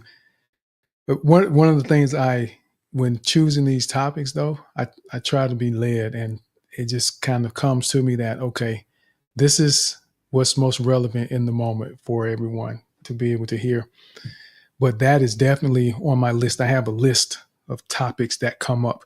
But I still want your feedback from everyone else as well, to be able to get your input on topics that would be of value to you based on what's going on in your life and what you're trying to understand as well. So there's a feedback form that I'll repost it so you can see it, just in case, because I want to know how this space is working for you, how you feel you're growing, and the benefit, and what could be done differently to make it even better, because none of us are above improving and growing. And I continue to do my part to seek the feedback so that I can be better than what I may have been yesterday. All of us are growing together. And that's why I always say that in the confident speaking community, we're growing together, because we are. So any other feedback for Madev? Go ahead, Donika. I love Madev consistency. He came twice and he asked for permission to have his time to prepare. And after he took his time, his pace, his tone of voice, and delivery was very good. Sometimes, we just have to be prepared to disappoint ourselves, but not disappoint to praise yourself in the end, because you stood up, you did it, you were ready for the feedback, and it is always next time to do better. But you did a great job. I love how you deliver and taking your time. So thank you. Absolutely. Anything you want to say to anyone that has given feedback so far, Madev? I just want to say a big thank you for the opportunity. Absolutely. And I love the way you read it. It was very deliberate in what you said. You knew where you wanted to pause, even though you didn't have a lot of time to figure it out, because it can change. And 5 people could read that same script and present it from a different perspective. The punctuation matters when we're reading. And I see quite a few people that will run commas and periods like people run stop signs on the street. And that changes the meaning of the words that people are hearing if you don't use the punctuation appropriately. However, when you're doing what Madev just did, you have the ability to influence the message.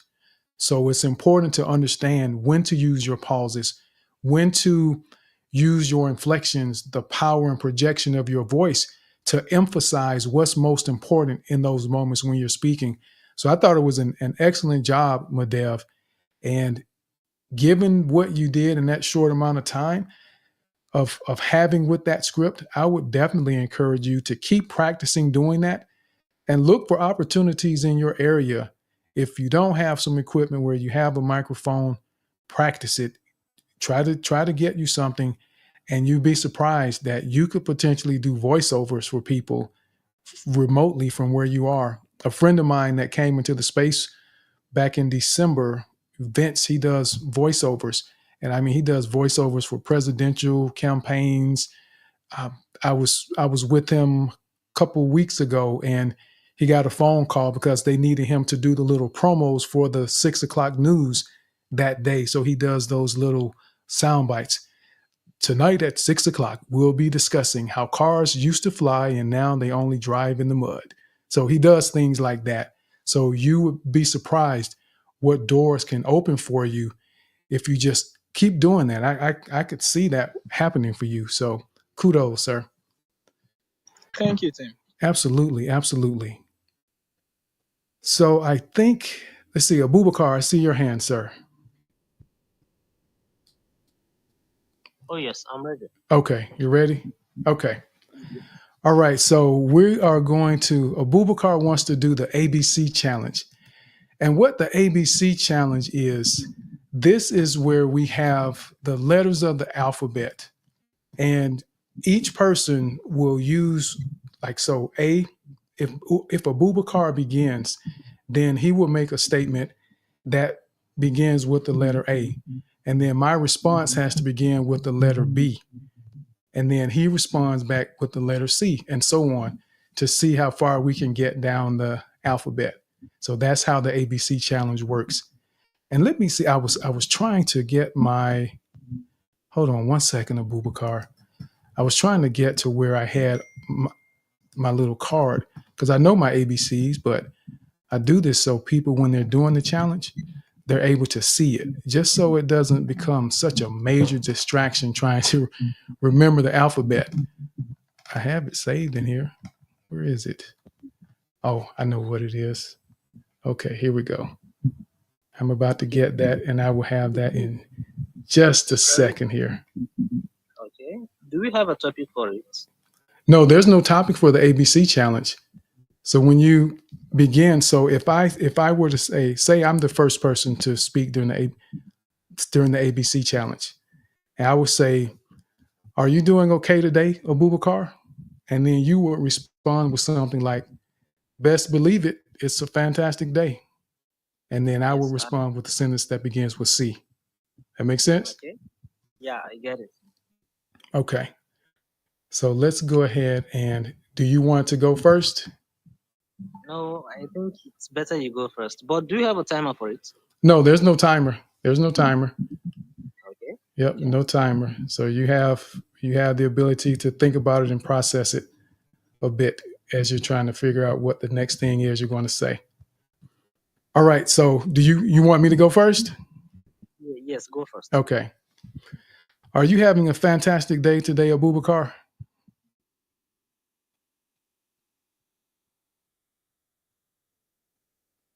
Better than other days, actually. It's been good recently. Can you help me understand what makes it a better day? Definitely. When you wake up healthy, better than a lot of people, you look at those you are ahead of in a lot of things you have in life in abundance. So that is what defines a better day for me. Every time I hear that someone is doing well, it makes me feel happy inside. Fantastic. That's something that makes me happy as well. Great to hear that, as always.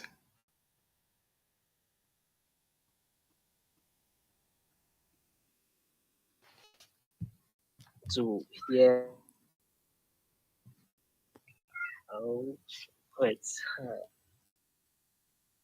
What time? Happy to hear. Is it cutting out?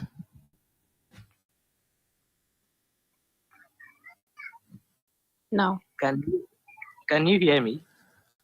I did not. It was breaking up on my end. Okay. What of now? Is it clear now? Yes, I hear you now. I hear you. Okay.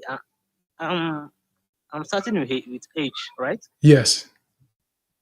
Okay. I said happy to hear that as well. Is that okay? Hope I'm not. Yes, I heard it. I heard it. Is there anything special going on tomorrow?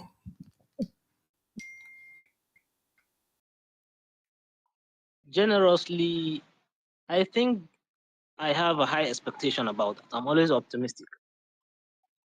Uh-oh. I think you may have went back to the G. Oh, wait.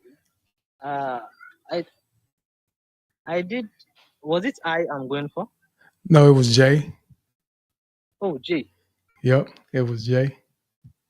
Okay, can you repeat the last sentence? Sorry. Is there anything special that you're doing tomorrow? Just having a great rest for the day. It's Sunday. Know that whenever you relax, it allows your body and your brain to recover to be even more productive the next day.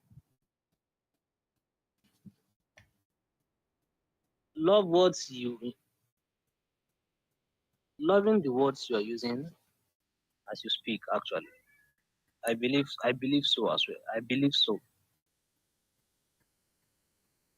Maybe we will get to do this again so I can feel more comfortable about what I'm doing. Never felt this good before. I look forward to see myself being much confident than I am now. Obviously, you are going to be much better and do great things because you are taking the chances and being intentional to get better. Particularly, I looked for your space, the confident speaking space, to make myself better in that aspect. Quite impressive that you remain diligent and continue coming to the space even when there are technical difficulties. You don't quit. Rest assured, I am that I will definitely be better than how I started. Surprised I am not that you will continue doing just that. Through all ups and downs, I believe in whatever I think I will achieve, then I will achieve. Undoubtedly, you're going to excel and do very well at whatever you decide to do in life. Verily, I believe I have no limits to where I'm heading to. The sky will be my limit. When the time comes, make sure you send me a ticket to your award ceremony.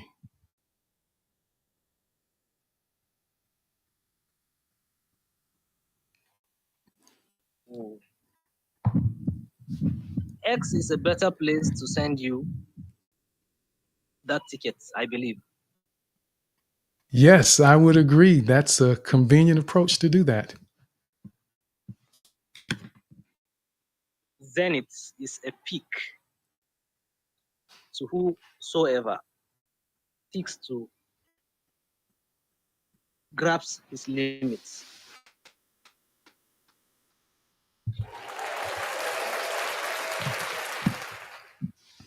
Well done, well done. I didn't expect you to handle that X like that. Very well done, sir. Thank you very much. I was nervous. Well, though I had to practice this once and missed yesterday. I practiced it for one day and missed yesterday being the second day. It's one of my friend here, Elizabeth. Awesome. You know, and I went and found some words that begin with X. I went to ChatGPT and it's like, give me some words that begin with X so I could be ready. And that's part of that context and conclusions, preparing yourself for those moments, because just because something is unexpected doesn't mean you can't prepare yourself a little bit for what you are aware of when we think critically about what could potentially happen. So we prepare ourselves. But that's awesome, Abubakar. Donika, I saw your hand, and then Mama B. Thank you very much. Thank you. I'm glad. Yes, sir. Abubakar, great job. You surprised all of us with the words of the wisdom. It was a message behind every word you chose, was chosen really thorough and mindfully.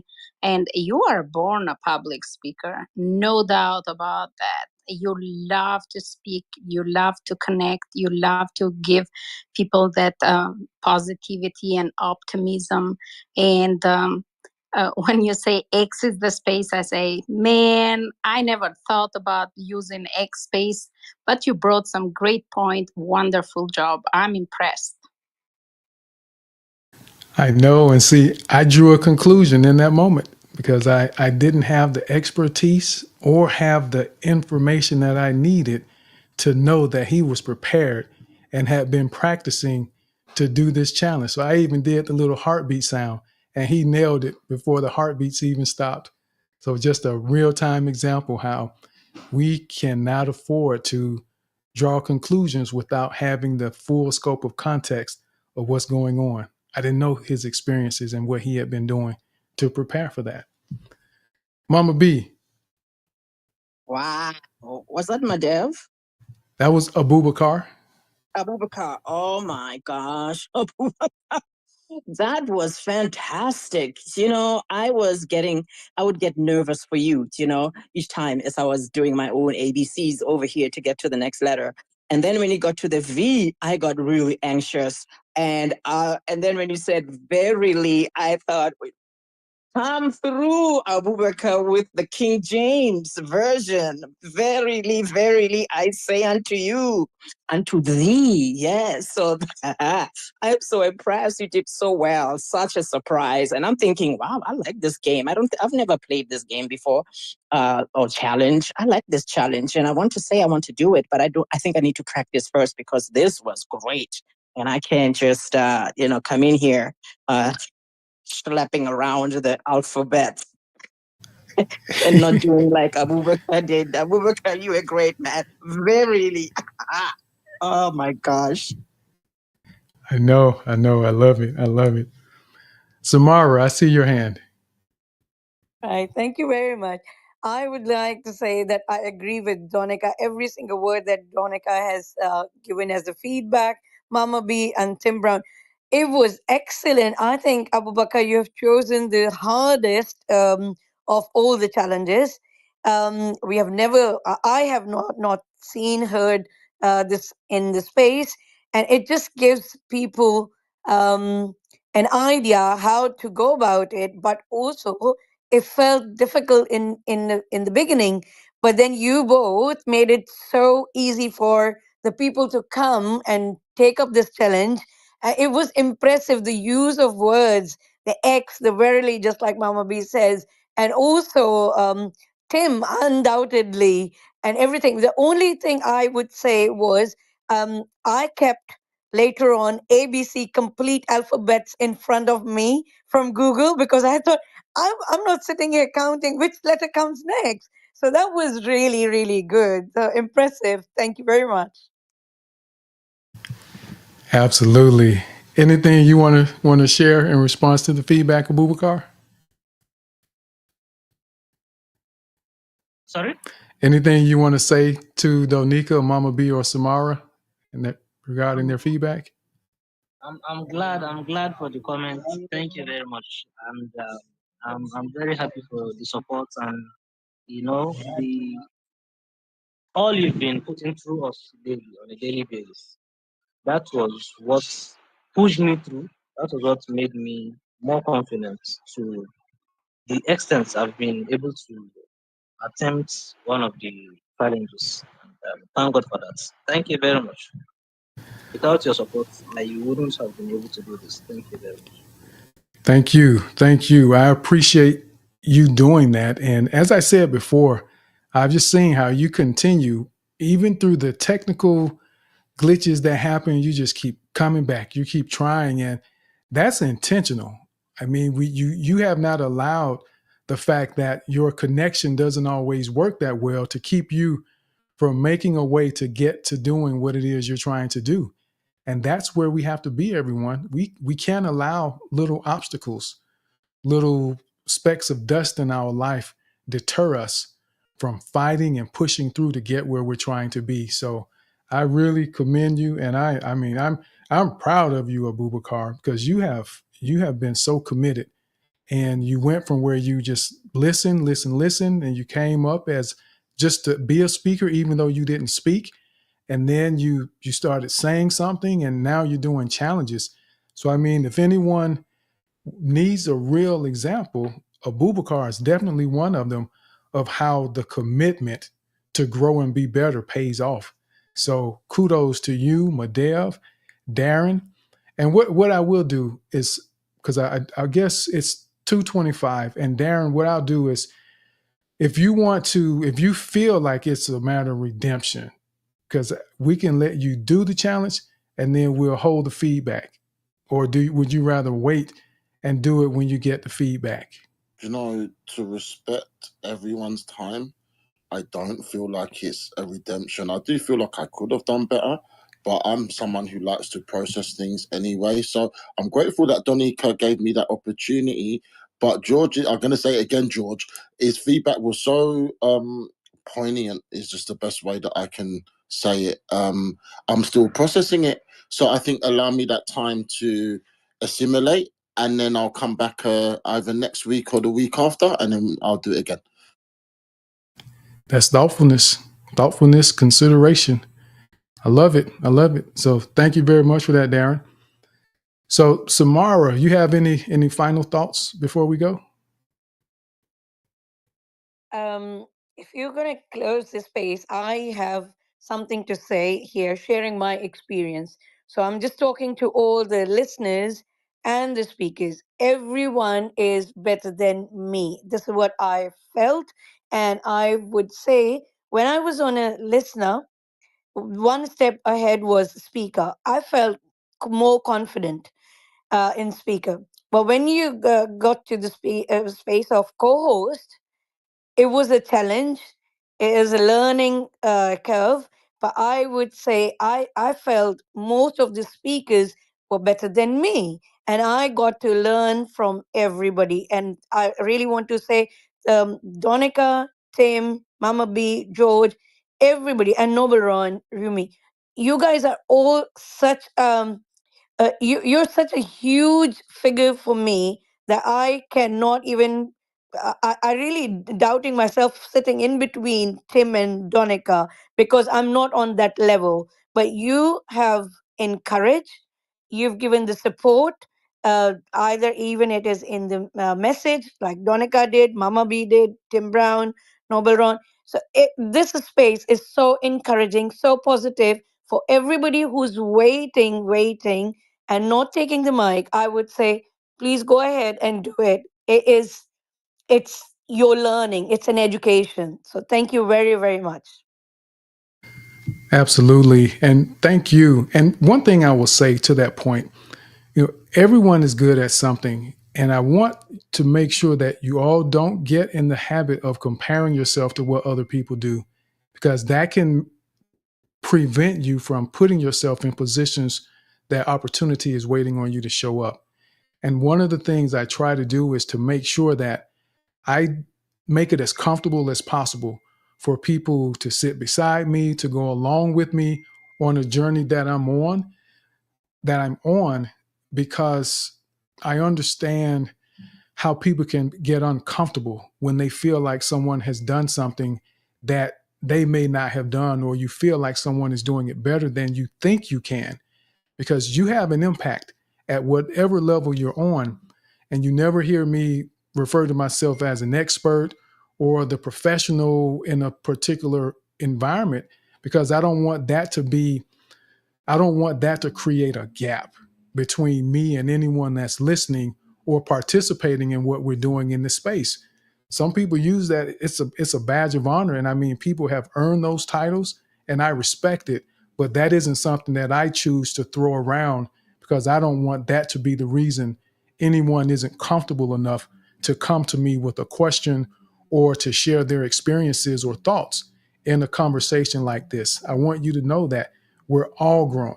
None of us are perfect, and we all make mistakes. So I appreciate and value what all of you bring to the table, the way you bring it to the table, your effort and your willingness to take the risks to be wrong and create an opportunity for yourself, because that's how we get better. And again, my goal is for us to make progress, not to be perfect. We strive for progress, not perfection, because perfection does not exist. So thank you for that, Samara. Donika.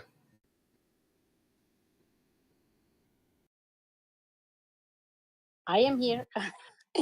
So thank you so much for another wonderful space. I'm always honored and privileged to be co-hosting with you, because week after week after week, I meet here with new faces and old speakers and friends that we have. But remember this, you are the creator's success. Everybody that enters a space want to learn something new, want to improve themselves, want to heal a part of themselves, want to deal with anxiety and get better. So you're bringing in here creativity, clarity, new perspective, new inspiration to all of us. It's not space without you.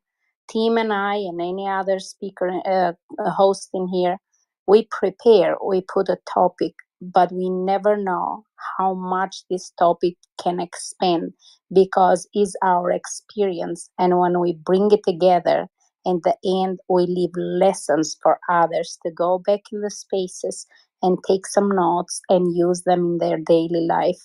Every time I come in this space, my life is enriched, more inspired, and I find peace and so much love from all of you. So thank you, team. Thank you, everyone else. I wish you love and light. Stay strong and keep doing what you're doing, because you are on the right path.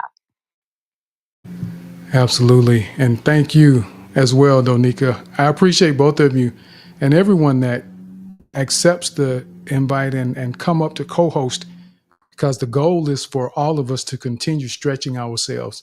It's a different frame of mind, different thought process, being a listener versus being a speaker versus being a co-host versus doing the challenges.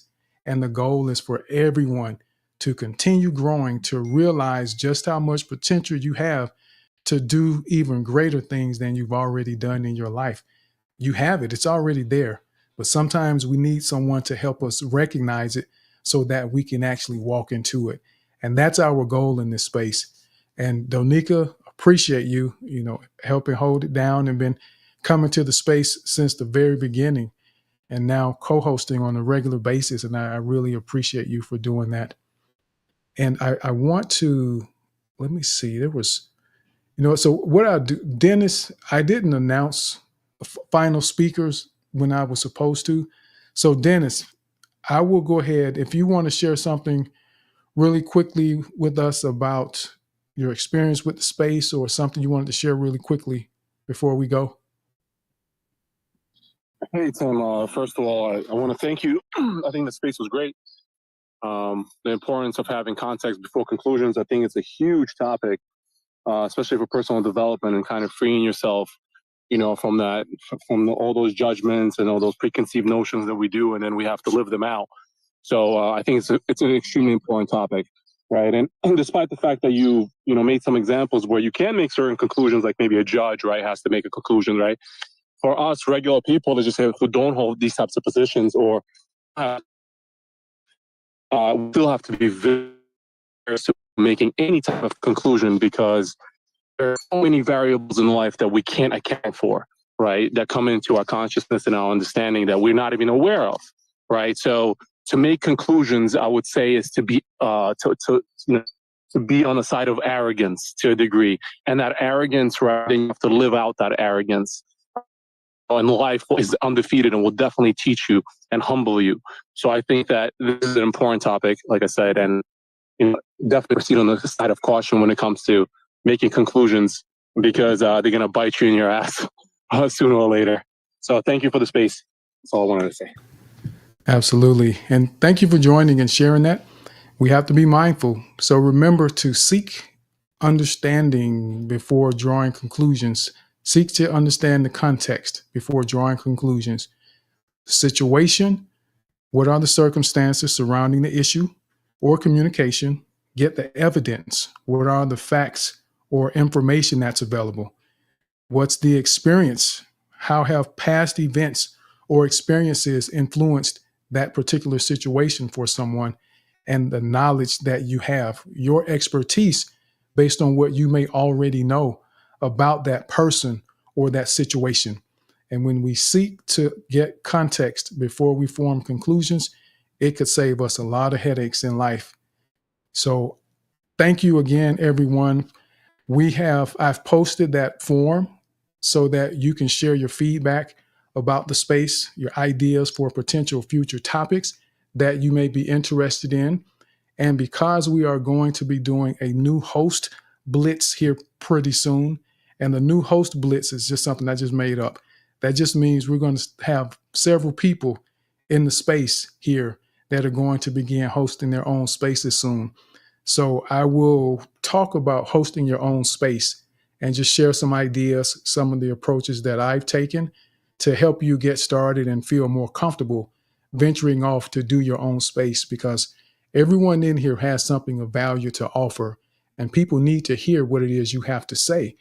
And I want to make sure that you feel prepared to do just that and kind of understand some of the nuances, some of the considerations to have in mind when you do your own space. So let me go ahead and I want to thank all the listeners that are still here. We got Bob, who was up as a speaker. Brenda, always good to see you. Lazolia, already doing her space. And I didn't mention, so Lazolia does a space on Mondays. Donika has a space on Monday evenings at 5:00 about mindfulness with a purpose. Christelle was in the space. She does hers. Christelle's doing spaces pretty much every day about AI. Dan does spaces that he has. Then we've got Salman in the space that does his own spaces as well, doing a lot of life lessons and information for people.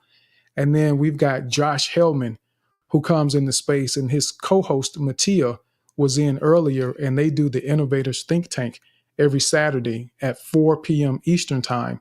And that's a great place to go and kind of connect with entrepreneurs, people that are trying to build their businesses and to get feedback on their 60-second pitches for their businesses.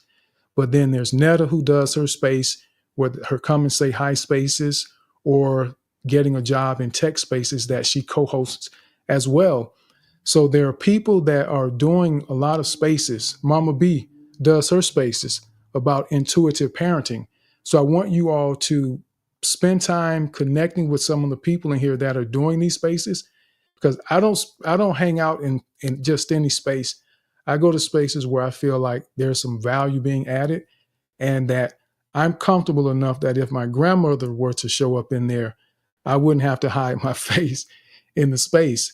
And that's where you're able to grow and maximize your time on this platform, is spending time around people that are actually adding value to your life. But Jason does spaces, and just a lot of encouraging spaces, reminding you of your wins.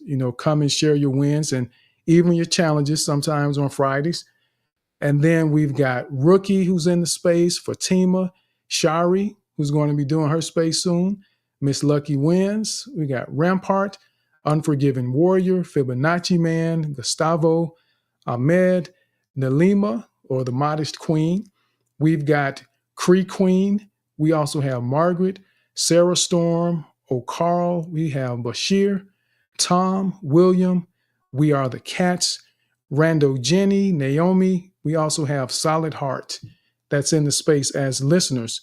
So thank you all that have hung in as long as you have to listen into the conversation, and those of you also that came up to participate.